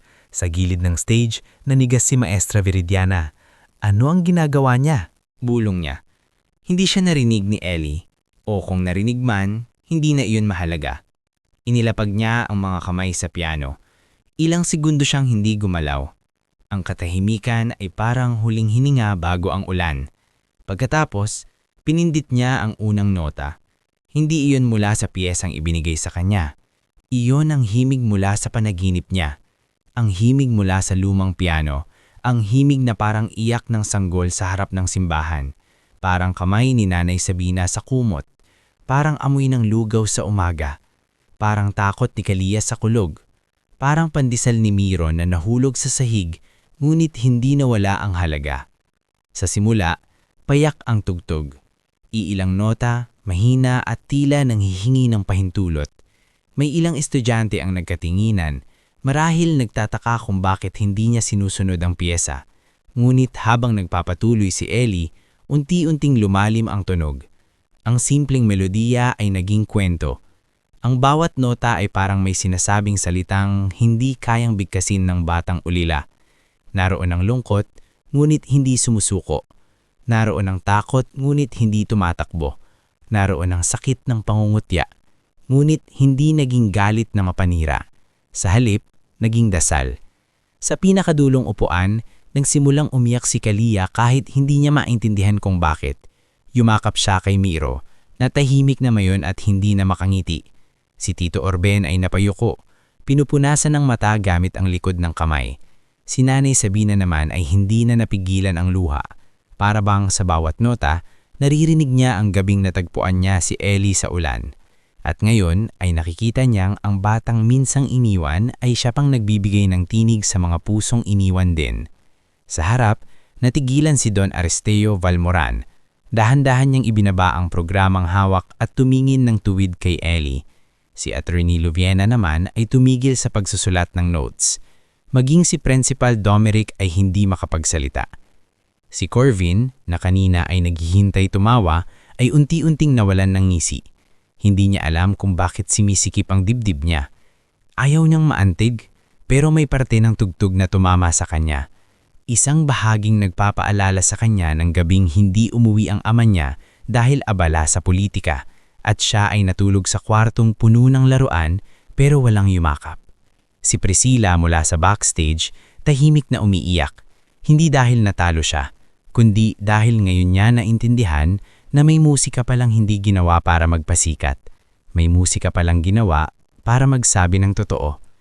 At si Maestra Veridiana, nakatayo siya sa gilid, hindi makagalaw. Sa unang mga segundo, galit ang naramdaman niya. Sinuway siya ni Ellie, sinira nito ang plano, pinili nitong tumugtog ng sariling himig sa harap ng mga donor. Ngunit habang lumalalim ang tugtog, may kung anong nabiyak sa loob niya. Hindi na niya naririnig ang batang scholar na gusto niyang kontrolin. Ang naririnig niya ay ang sarili niyang kabataan. Ang batang Veridiana na minsang tumugtog hindi para sa medalya, hindi para sa reputasyon, kundi dahil mahal niya ang musika. Naalala niya ang unang beses niyang hindi natanggap sa conservatory. Naalala niya ang gabing hindi sinunog niya ang ilang lumang piyesa dahil ayaw na niyang makita ang pangarap na hindi niya naabot. Naalala niya kung paano niya ginawang sandata ang musika imbes na tahanan. Nang dumating ang huling bahagi ng tugtog, naging mas malinaw ang melodiya. Hindi na ito barang tanong, parang sagot na. Parang batang matagal na naghahanap ng pangalan at ngayon ay natututong sabihing, "Nandito ako." Pinindot ni Ellie ang huling nota. Mahaba ang katahimikan. Walang pumalakpak agad, hindi dahil hindi nila nagustuhan, kundi dahil parang walang gustong sumira sa sandaling iyon. Marami ang nakatulala, marami ang nagpupunas ng luha. May mga magulang na mahigpit na yunakap ang kanilang mga anak. May mga estudyanteng hindi makatingin sa isa't isa dahil nahihiya sa sariling panghuhusga. Pagkatapos, tumayo si Don Aristeo. Isang mabagal na palakpak ang nagsimula sa kanya. Sinundan iyon ni Attorney Luviena. Pagkatapos ni Principal Domeric. Pagkatapos ng buong harapan, hanggang sa ang buong auditorium ay napuno ng palakpakan. Hindi iyon ordinaryong palakpakan. Hindi iyon palakpakan na ibinibigay lang dahil tapos na ang performance. Iyon ay palakpakan ng mga taong nakarinig ng kwentong hindi nila inahasahang maririnig. Iyon ay palakpakan sa batang muntik gawing katatawanan, ngunit naging salamin ng kanilang sariling sugat. Tumayo si Ellie mula sa piano. Naninginig pa rin ang tuhod niya. Hindi niya alam kung yuyuko siya, aalis, o hihingi ng tawad dahil hindi niya sinunod ang pyesa. Ngunit nang nakita niya si Nanay Sabina sa dulo, nakatayo ito, umiiyak habang pumapalakpak. Si Miro ay halos tumalon sa tuwa. Si Kalia ay kumakaway habang umiiyak.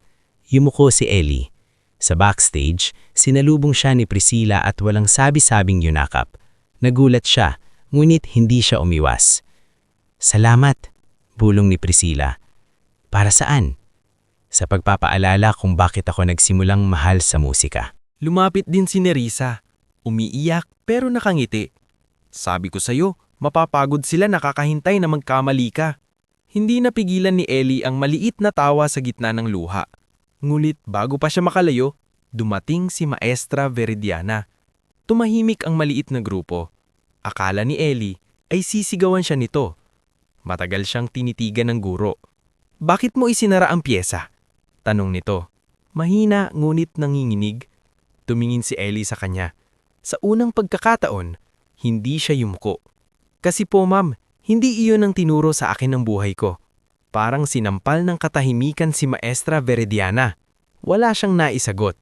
Sa puntong iyon, lumapit si Principal Domeric kasama si Don Aristeo Valmoran at Attorney Luviena.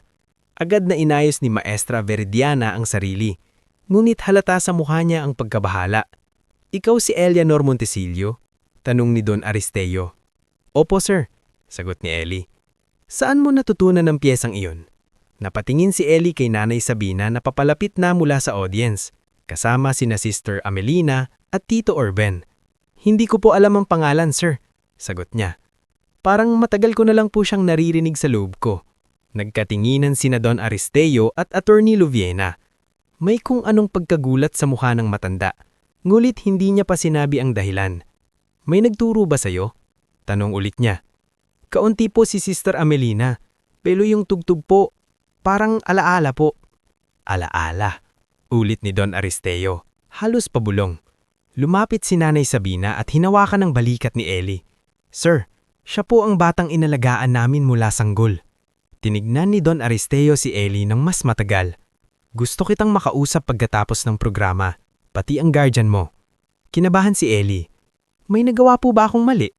Umiling ang matanda. Sa unang pagkakataon, ngumiti ito ng malungkot. Hindi anak, sa tingin ko may tama kang nagawa na matagal nang dapat marinig. Sa gilid, namutla si Maestra Veridiana. Ang gabing inakala niyang magiging patunay na hindi karapat-dapat si Ellie ay naging gabing nagbukas ng pintong hindi niya kontrolado. Ang batang gusto niyang pabagsakin ay hindi lamang pumasa sa entablado. Naging dahilan pa para mapansin ng pinakamahalagang donor sa buong auditorium. Ngunit para kay Ellie, hindi iyon tungkol sa donor. Hindi rin iyon tungkol sa palakpakan. Nang yakapin siya ni Nanay Sabina, sakalang tuluyang bumigay ang luha niya. Nay, bulong niya, parang batang pagod na pagod. Hindi po ako tumugtog ng pyesa. Hinaplos ni Nanay Sabina ang likod niya. Alam ko anak, baka magalit sila. Hayaan mo sila. Mas humigpit ang yakap nito. Ang mahalaga, narinig ka namin. Sa gabing iyon maraming nagbago. Hindi na muling tinignan ng mga tao si Ellie bilang simpleng scholar na tahimik sa likod ng classroom. Hindi na rin siya naging batang madaling itulak sa gilid. Gumit hindi ibig sabihin nun ay tapos na ang pagsubok. Sa katunayan, nagsisimula pa lamang ang mas malaking bahagi ng buhay niya. Dahil sa himig na tinugtog niya, may mga taong makakakilala sa pangalang matagal nang nakatago. May mga lihim na mabubuksan. May mga sugat na kailangang harapin. At may isang tanong na unang beses nang bubulong sa puso ni Ellie habang pinagmamasdan niya ang piano sa entablado. Kung ang awit na iyon ay galing isang alaala, kaninong alaala ito bago maging kanya? Hindi agad nakatulog si Ellie Montesillo noong gabing iyon. Pagkatapos ng Grand Benefactors Night, nang matapos na ang lahat ng palakpakan, pagbati, bulungan at mga matang biglang nagbago ang tingin sa kanya, bumalik siya sa bahay silong na parang ibang tao na pero pareho pa rin ang bigat ng dibdib. Sa loob ng van na pinahiram ng paaralan para maihatid sila, tahimik siya sa tabi ni Nanay Sabina. Si Miro na kanina pang walang tigil sa kakasabing, Kuya Ellie, ang galing mo, ay nakatulog na sa balikat ni Tito Orben. Si Kalia naman ay yakap-yakap ang maliit na program booklet na may pangalan ni Ellie, kahit hindi naman iyon ang orihinal na nakalagay sa highlight ng gabi. Si Sister Amelina ay tahimik na nakatingin sa labas ng bintana at paminsan-minsan ay pinupunasan ang luha sa gilid ng mata. Anak, mahinang tawag ni Nanay Sabina nang napapansin niyang nakatitig lang si Ellie sa sariling mga kamay. Opo, pagod ka na? Tumanggo siya. Opo, pero parang hindi po ako makatulog mamaya. Dahil sa nangyari? Dahil po sa tanong. Anong tanong? Tumingin si Ellie sa kanya. Kung kanino po galing yung awit bago naging akin. Hindi agad nakasagot si Nanay Sabina. Parang may biglang bumigat sa pagitan nila. Matagal na niyang alam na darating ang araw na hahanapin ni Ellie ang sagot tungkol sa pinanggalingan niya. Noon, ipinagdarasal niya na kapag dumating ang araw na iyon, handa na siya. Ngunit ngayon nakikita niya ang bata, hindi na sanggol na natagpuan sa ulan, kundi isang binatiling nagsisimulang makilala ng mundo, Napagtanto niyang walang sino mang talagang nagiging handa sa ganitong usapin. May dala kang abit na hindi namin maituro sa'yo. Sabi ni Nanay Sabina, baka panahon na para hanapin natin kung saan niyo nagsimula. Pagdating nila sa bahay silong, hindi muna sila pumasok. Tumigil si Ellie sa harap ng lumang pinto at tumingin sa paligid. Ganun pa rin ang bahay. May tulo pa rin sa gilid ng bubong, may lumang banga sa tabi ng hagdan, may mga tsinelas ng bata sa labas. Pero para kay Ellie, parang may nagbago. Hindi dahil naging maganda ang bahay, kundi dahil unang beses niyang maramdaman na ang lugar na minsang itinuring ng iba na kawawa ay siya palang dahilan kung bakit siya naging matatag. Kuya Ellie! Sigaw ni Miro nang magising at maalalang nakauwi na sila. Bukas, tutugtog ka ulit ha, yung pangpaiyak. Napatawa ng mahina si Ellie. Hindi yata magandang tawaging pangpaiyak. Umiyak naman lahat. Seryosong sagot ni Miro. Hindi lahat, sabi ni Kalia. Lahat halos, git ni Miro. Pati nga yung matandang mayaman sa harap parang naiiyak. Si Don Aristeo iyon, paliwanag ni Sister Amelina. Hindi basta-bastang tao sa musika ang nakikinig sa'yo kanina, Ellie. Natahimik si Ellie sa pagbanggit ng pangalan ng matanda. Naalala niya ang paraan ng pagtingin nito sa kanya matapos ang performance. Hindi lang hanga, kundi parang may hinahanap. Parang may nakilala sa tugtog niya. Kinabukasan, maagang dumating sa bahay silong ang sasakyan mula sa Valmoran Music Foundation. Hindi sanay ang mga bata na may malinis at makintab na sasakyang humihinto sa harap nila, kaya halos lahat ay sumilip sa bintana.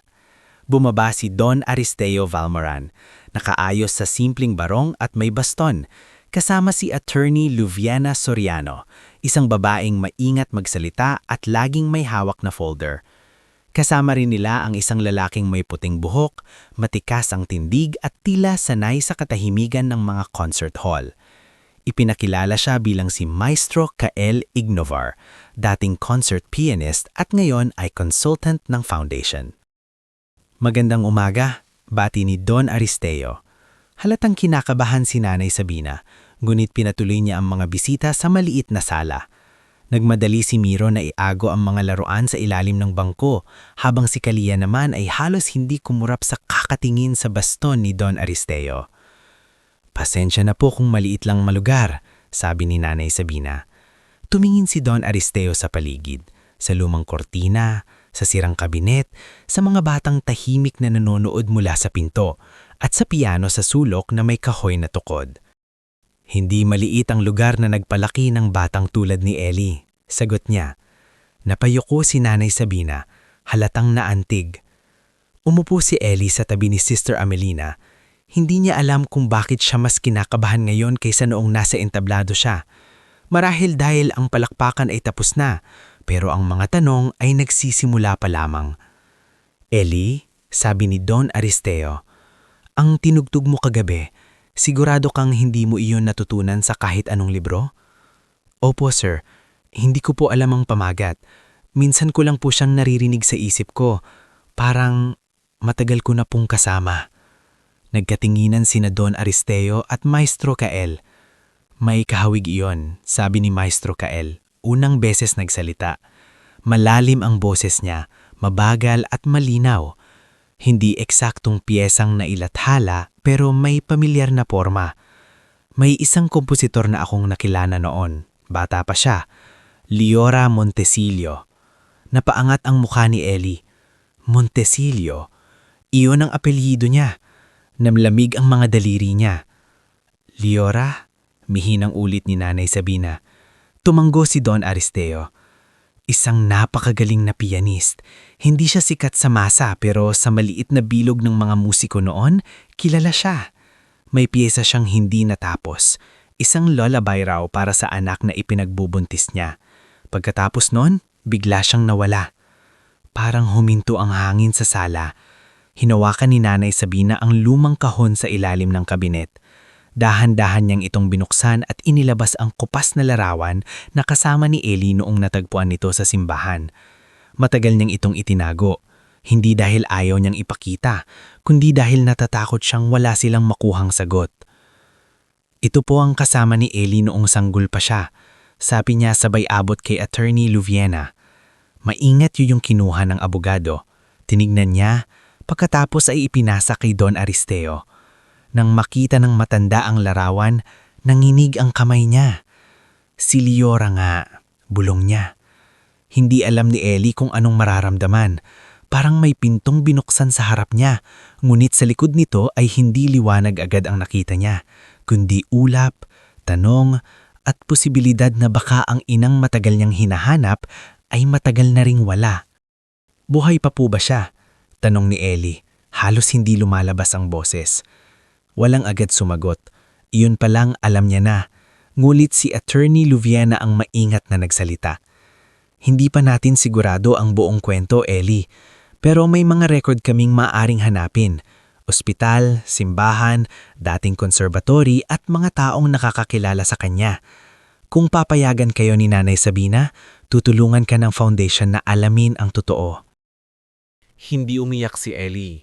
Hindi pa. Masyado pang malaki ang tanong para maging luha. Opo, sagot niya. Gusto ko pong malaman. Pagkatapos ng pag-uusap tungkol kay Leora, inilahad ni Don Aristeo ang isa pang dahilan ng pagbisita nila. Inaalok ng Valmoran Music Foundation si Ellie ng full scholarship para sa isang sour music program sa Maynila. Kasama roon ang tuition, tirahan habang nagsasanay, pamasahe, allowance at karagdagang tulong pinansyal para sa bahay silong upang hindi maapektuhan ang mga batang umaasa rin kay Nanay Sabina. Hindi ito awa, malinaw na sabi ni Don Aristeo.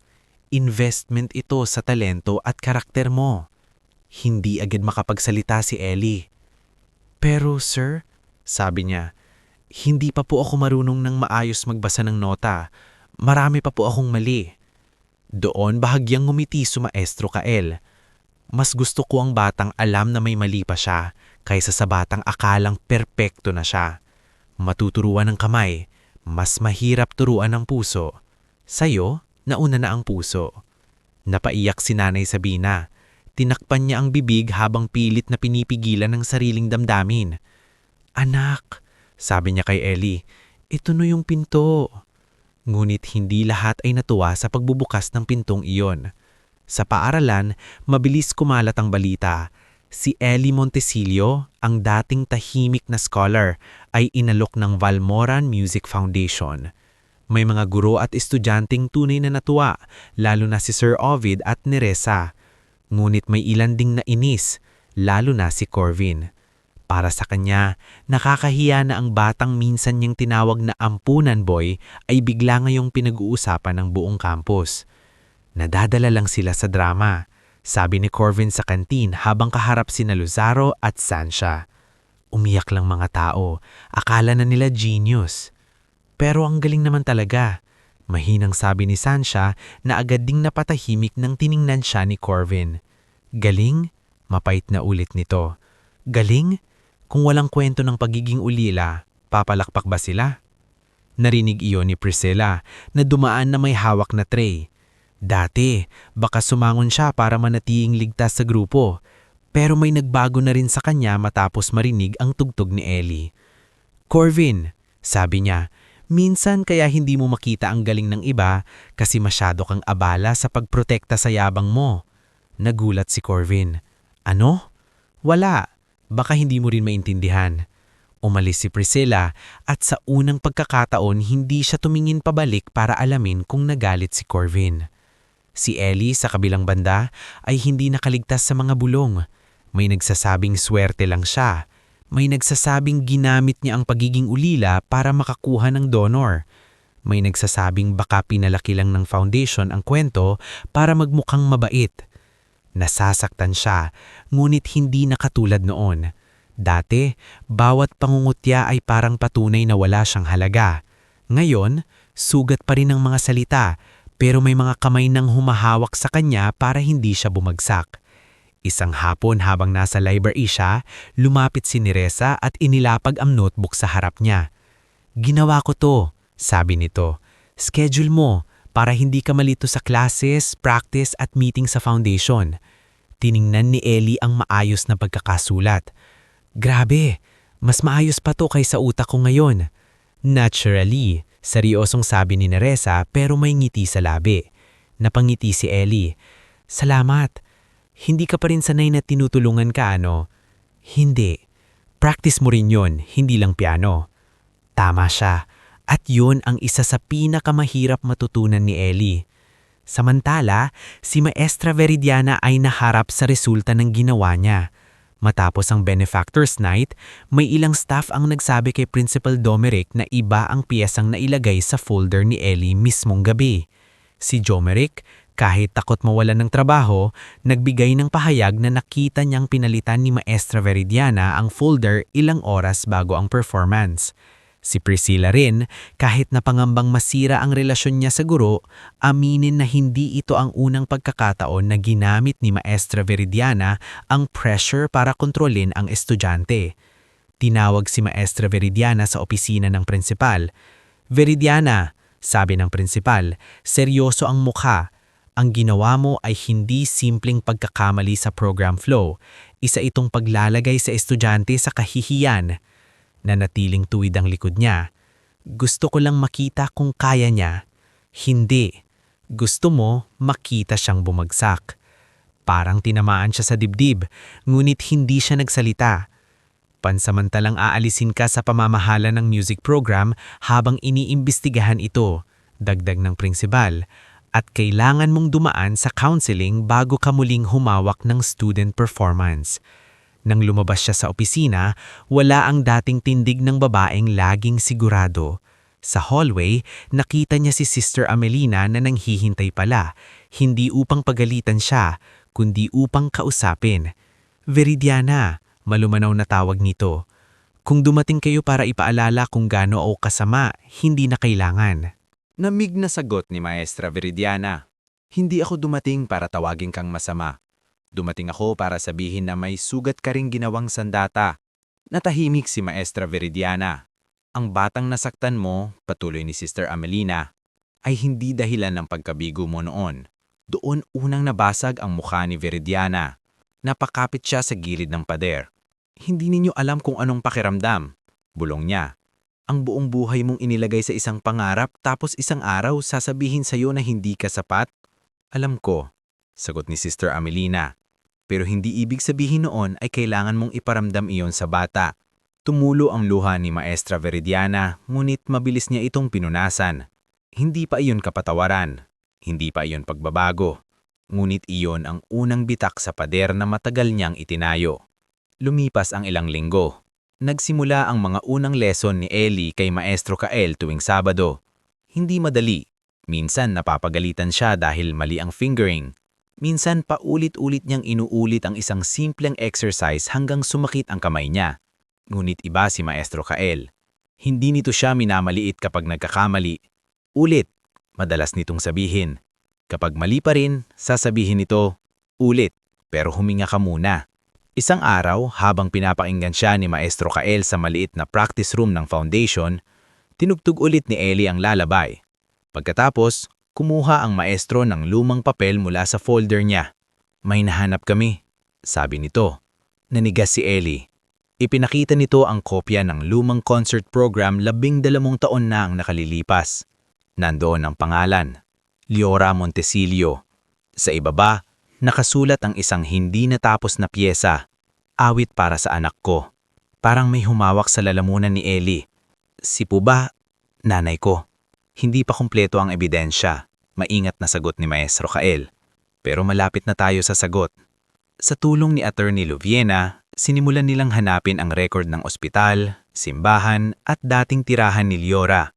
Habang lumalalim ang paghanap, lumalalim din ang takot ni Ellie. Gusto niyang malaman ang totoo, ngunit natatakot siyang masaktan sa katotohanan iyon. Isang gabi sa bahay silong, naupo siya sa tabi ni Nanay Sabina habang natutulog na ang mga bata.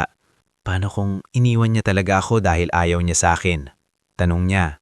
Napatingin sa kanya si Nanay Sabina, puno ng lungkot ang mata. Anak, hindi ko kilala ang nanay mo noon, pero kilala ko ang isang bagay, ang papel na iniwan niya. Hindi iyon sulat ng taong walang pakialam. Iyon ay pakiusap ng isang taong walang ibang magawa kundi ipagkatiwala ka sa iba. Pero bakit hindi niya ako binalikan? Baka hindi na niya kaya. Hindi iyon sagot na nakapagpagaan agad sa loob ni Ellie. Ngunit kahit papaano, may lambing sa posibilidad na hindi siya iniwan dahil walang nagmahal sa kanya. Baka iniwan siya dahil may nagmahal sa kanya sa paraang masakit. Dumating ang araw ng pag-alis ni Ellie patungong Maynila para sa summer music program.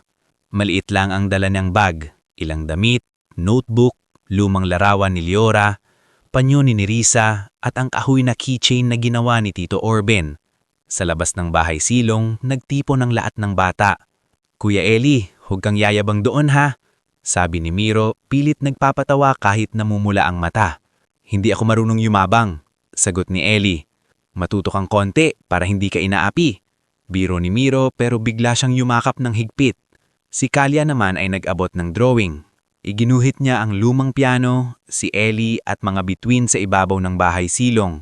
"Para hindi mo kami makalimutan," sabi niya. "Hindi mangyayari yon." Hinaplas niya ang ulo niya. Lumapit si Tito Orben. "Kapag may sumira ulit ng sapatos mo, sabihin mo sa akin. Pupunta akong Maynila." Natawa si Ellie. "Ang layo po noon, Tito. Mas malayo ang narating ng tugtog mo. Kaya ko rin." Si Sister Amelina naman ay nagbigay ng lumang papel. "Para sa mga piyesang ikaw mismo ang susulat." Huling lumapit si Nanay Sabina. Hawak niya ang kupas na larawan ni Liora, ngayon ay nakalagay na sa maliit na protective sleeve na bigay ni Attorney Luviena.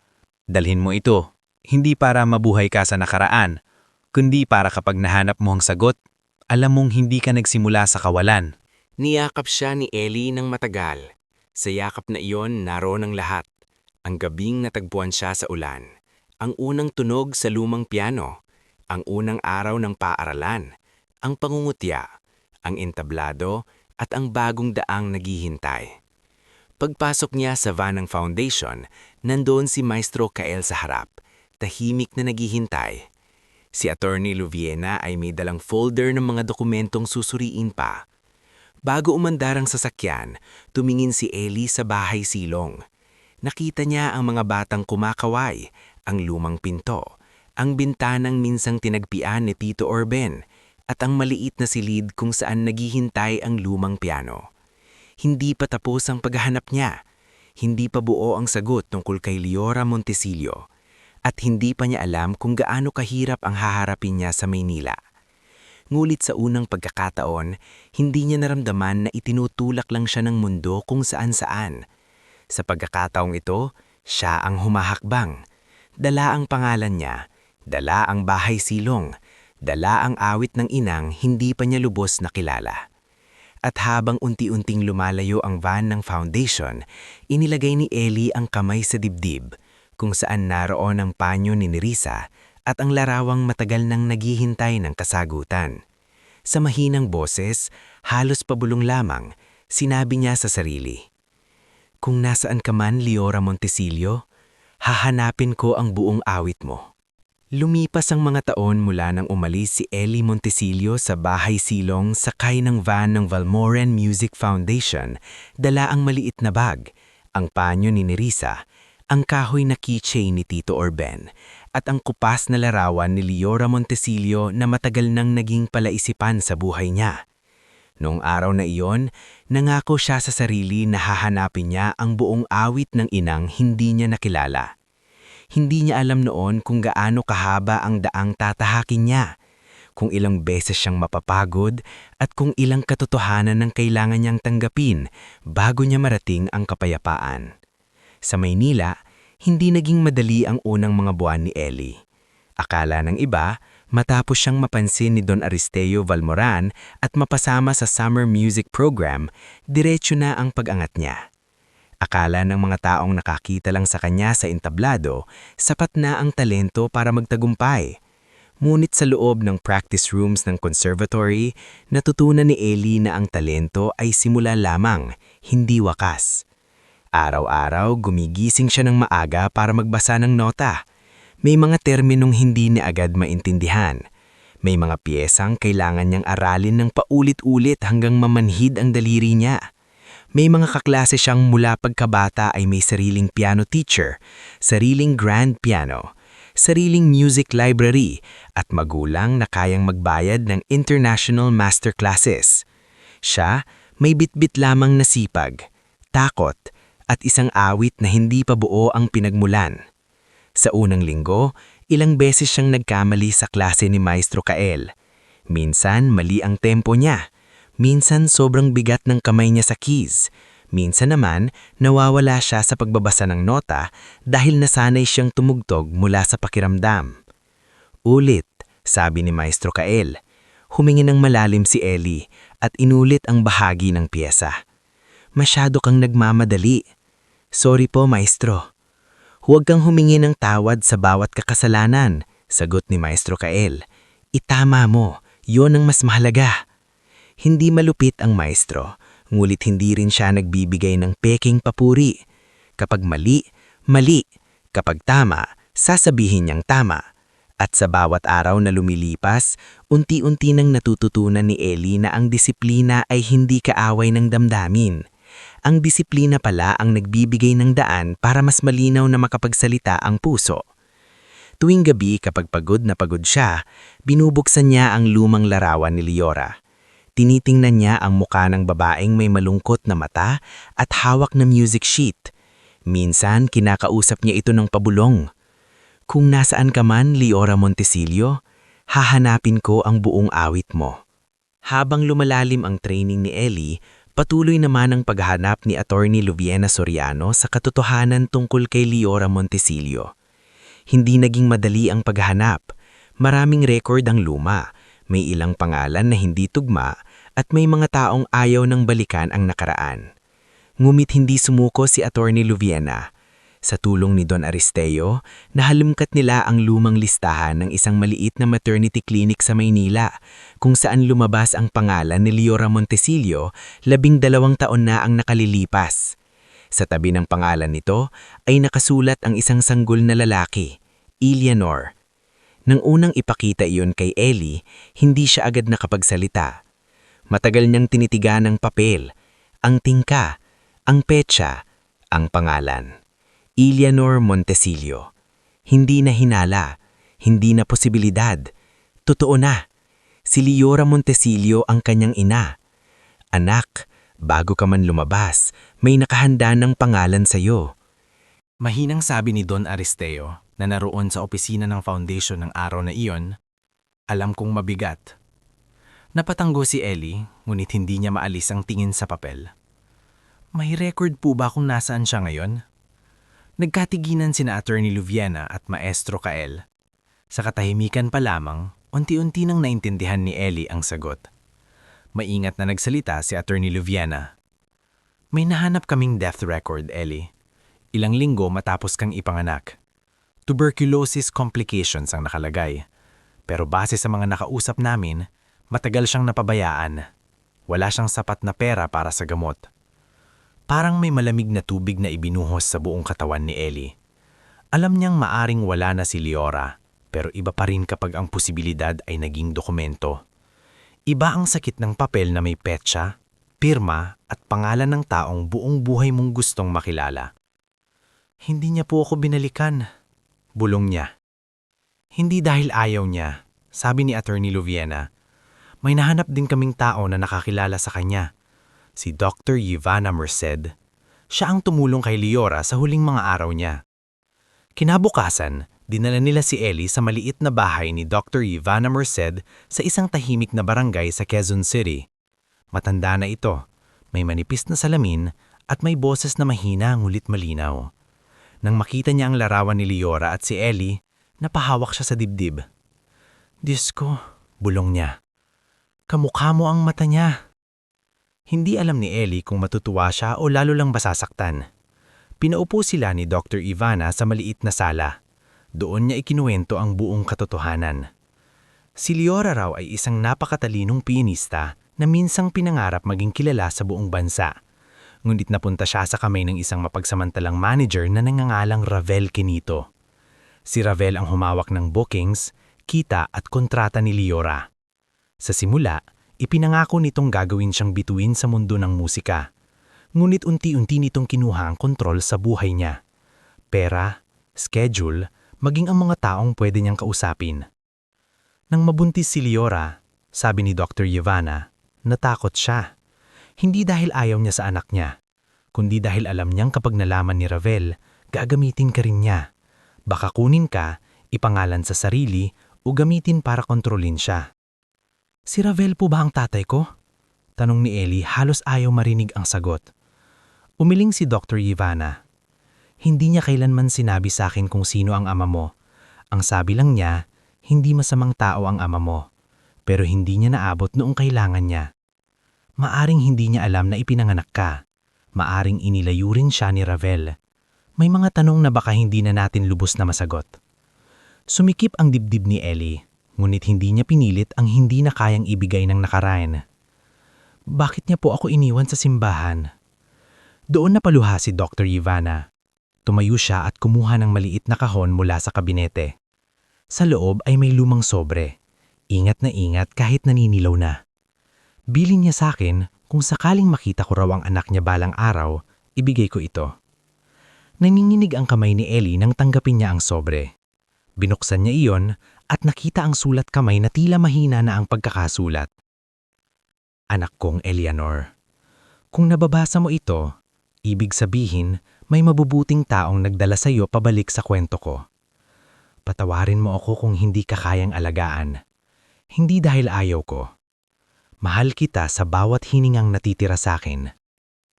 Iniwan kita sa simbahan dahil iyon ang tanging lugar na alam kong may makikita sa iyo bago ka maabot ng taong gustong gamitin ang buhay natin. May awit akong sinulat para sa iyo.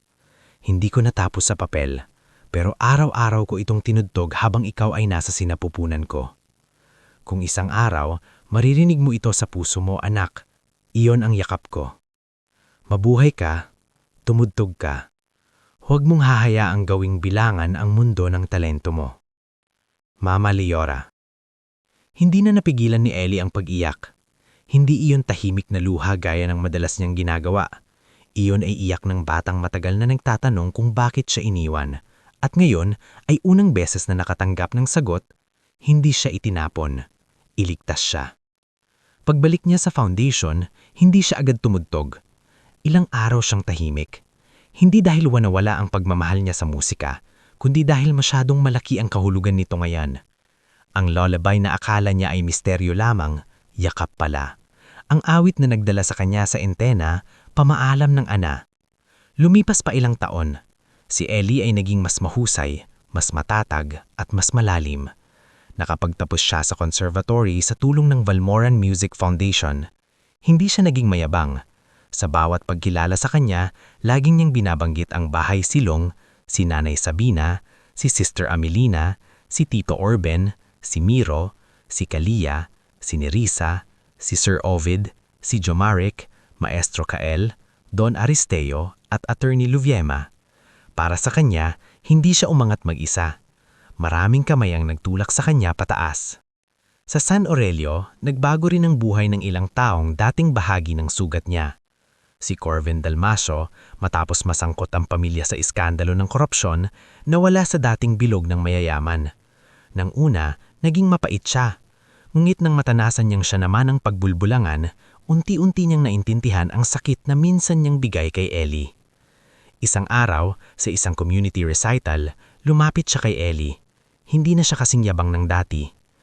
Ellie, Sabi ni Corvin, hirap na hirap sa bawat salita. Hindi ko alam kung may halaga pa to, pero sorry. Sa lahat. Tinignan siya ni Ellie. Hindi madaling kalimutan ang mga nangyari. Ngulit natutunan niyang ang pagpapatawad ay hindi pagpapayag na walang nangyari. Ito'y pagpiling hindi na hayaang hawatan ng nakaraan ang leeg niya. Salamat sa paghingi ng tawad, sagot niya. Sana mas mabuti ka na ngayon kaysa dati. Yumuko si Corvin. Sinusubukan ko. Si Priscilla Vera naman ay hindi na hinabol ang pagiging pinakasikat sa entablado. Sa halip, naging guro siya ng mga batang may stage fright. Madalas niyang sabihin sa mga estudyante, hindi kailangang perpekto para maging totoo. Sa ilang recital, siya mismo ang umaalalay sa mga batang nanginginig ang kamay dahil alam na niya ngayon ang bigat ng pressure na minsan niyang tiniis. Si Maestra Veridiana Castañeda, matapos ang counseling at mahabang panahon ng pananahimik, bumalik sa San Aurelio hindi bilang pinuno ng music department, kundi bilang assistant sa community classes. Maraming hindi agad naniniwala sa pagbabago niya. At tama lang iyon. Ang tiwala ay hindi hinihingi, pinatutunayan. Kaya tahimik siyang nag-ayos ng upuan, nagdala ng music sheets, at tumulong sa mga batang hirap bumasa ng nota. Isang araw, lumapit siya kay Ellie sa hallway matapos ng isang outreach rehearsal. "Eleanor," sabi niya, "mas mahina na ang boses kaysa dati. Hindi ko hihingi na kalimutan mo ang ginawa ko." Tumanggo si Ellie. "Hindi ko rin po kaya. Alam ko." Nayuko siya. "Pero gusto kong malaman mo na humihingi ako ng tawad. Hindi para gumaan ang loob ko, kundi dahil karapat-dapat kong marinig iyon." Matagal bago sumagot si Ellie. "Ma'am, sana kung may batang katulad ko kayong makita ulit, turuan niya. Huwag niyo pong subukang baliin." Tumulo ang luha ni Valediana. Pangako.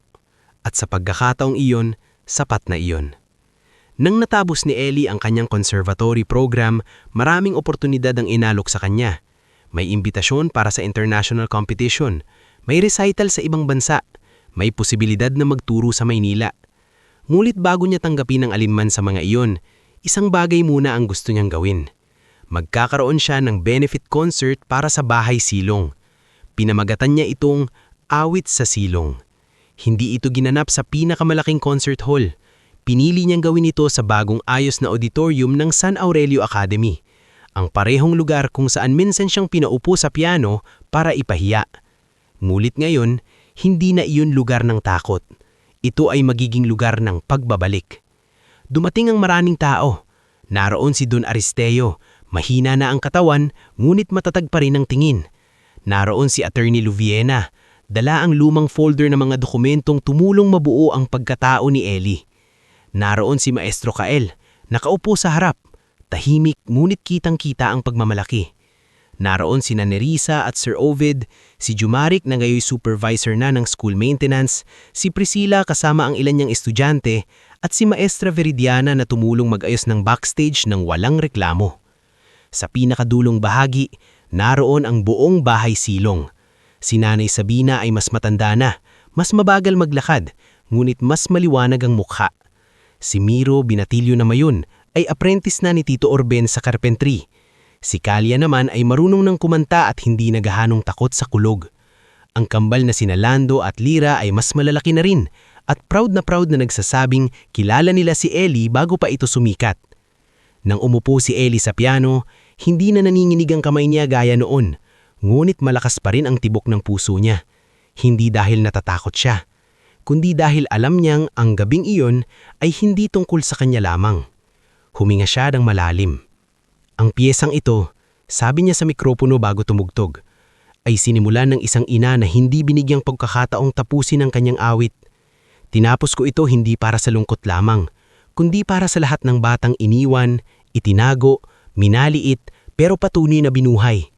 Para ito sa aking ina, si Leora Montesilo, at para ito sa Bahay Silong, ang tahanang nagturo sa akin na ang pamilya ay hindi lang dugo. Minsan ito ang mga taong piniling manatili. Pagkatapos, nagsimula siyang tumugtog. Ang unang nota ay pamilyar, ang lalabay na minsang lumabas sa kanya sa entablado noong siya ay batang takot at pinagtatawanan. Ngunit ngayon, mas buo na ito. May bahagi para sa sakit ni Leora, may bahagi para sa ulan sa simbahan, may bahagi para sa kamay ni Nanay Sabina, may bahagi para sa lumang piano, may bahagi para sa batang niyang sarili na minsang akala ay walang naghahanap sa kanya. Habang lumalalim ang piyesa, hindi na lamang ito awit ng pangungulila. Naging awit ito ng pagbangon. Naging awit ito ng lahat ng taong nadapa, ngulit may humawak. Naging awit ito ng mga batang natutong mangarap kahit maliit ang higaan at madalas kulang ang ulam. Naging awit ito ng mga gurong nagsisi, ng kaibigang nagtanggol, ng matandang nagtiwala, ng ina na nagmahal hanggang huling hininga. Nang matapos ang huling nota, tumayo ang buong auditorium.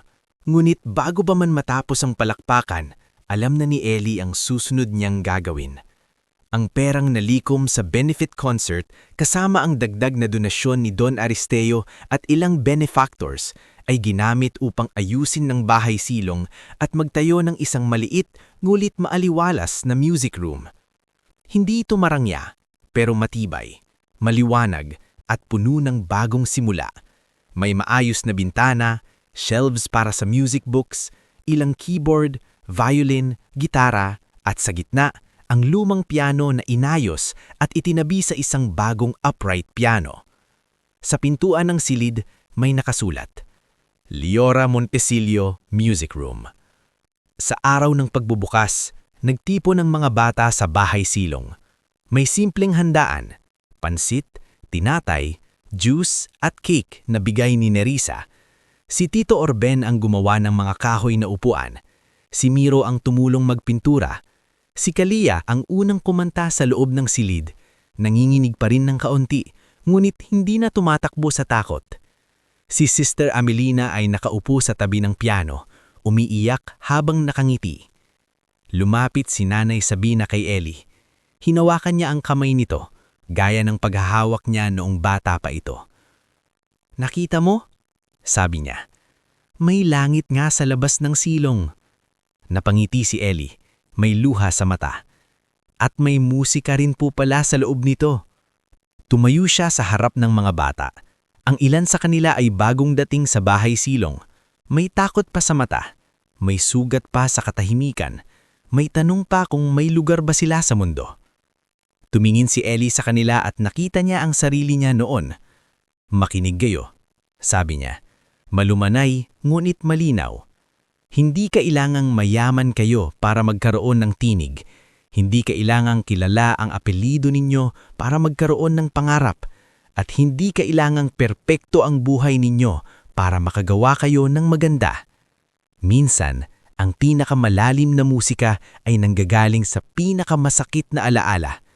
Pero kapag ibinahagi ninyo iyon ng may kabutihan, pwede itong maging ilaw para sa iba." Umupo siya sa lumang piano. Hindi sa bago, sa luma.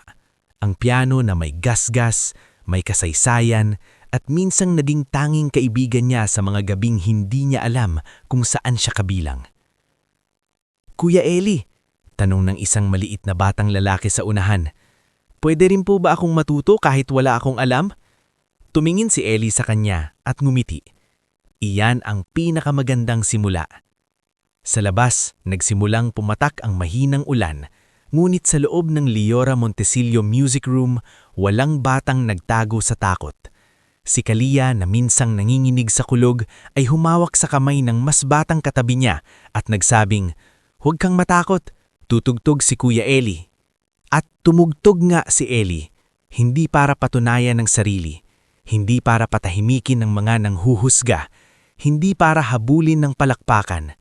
Tumugtog siya dahil sa wakas, buo na ang awit. Sa bawat nota, naroon si Liora, naroon si Nanay Sabina, naroon ang bahay silong, naroon ang batang iniwan sa ulan, ang estudyanteng pinahiya, ang binatang naghanap, at ang gurong ngayon ay handang magbigay ng liwanag sa mga batang katulad niya. At habang pumapailang lang ang musika sa maliit na silid, sa gitna ng tawanan ng mga bata at mahinang ulan sa bubong, malinaw na malinaw ang wakas ng kwento ni Eli Montesilio. Hindi na siya batang iniwan. Hindi na siya batang pinatahimik. Siya ay naging tinig ng mga batang minsang walang naririnig kundi sariling lungkot. At sa bahay silong kung saan nagsimula ang lahat, araw-araw nang may musika, hindi bilang alaala ng sakit, kundi bilang pangako na kahit ang pinakatahimik na bata, kapag minahal ng tama, ay kayang punuin ng awit ang buong mundo.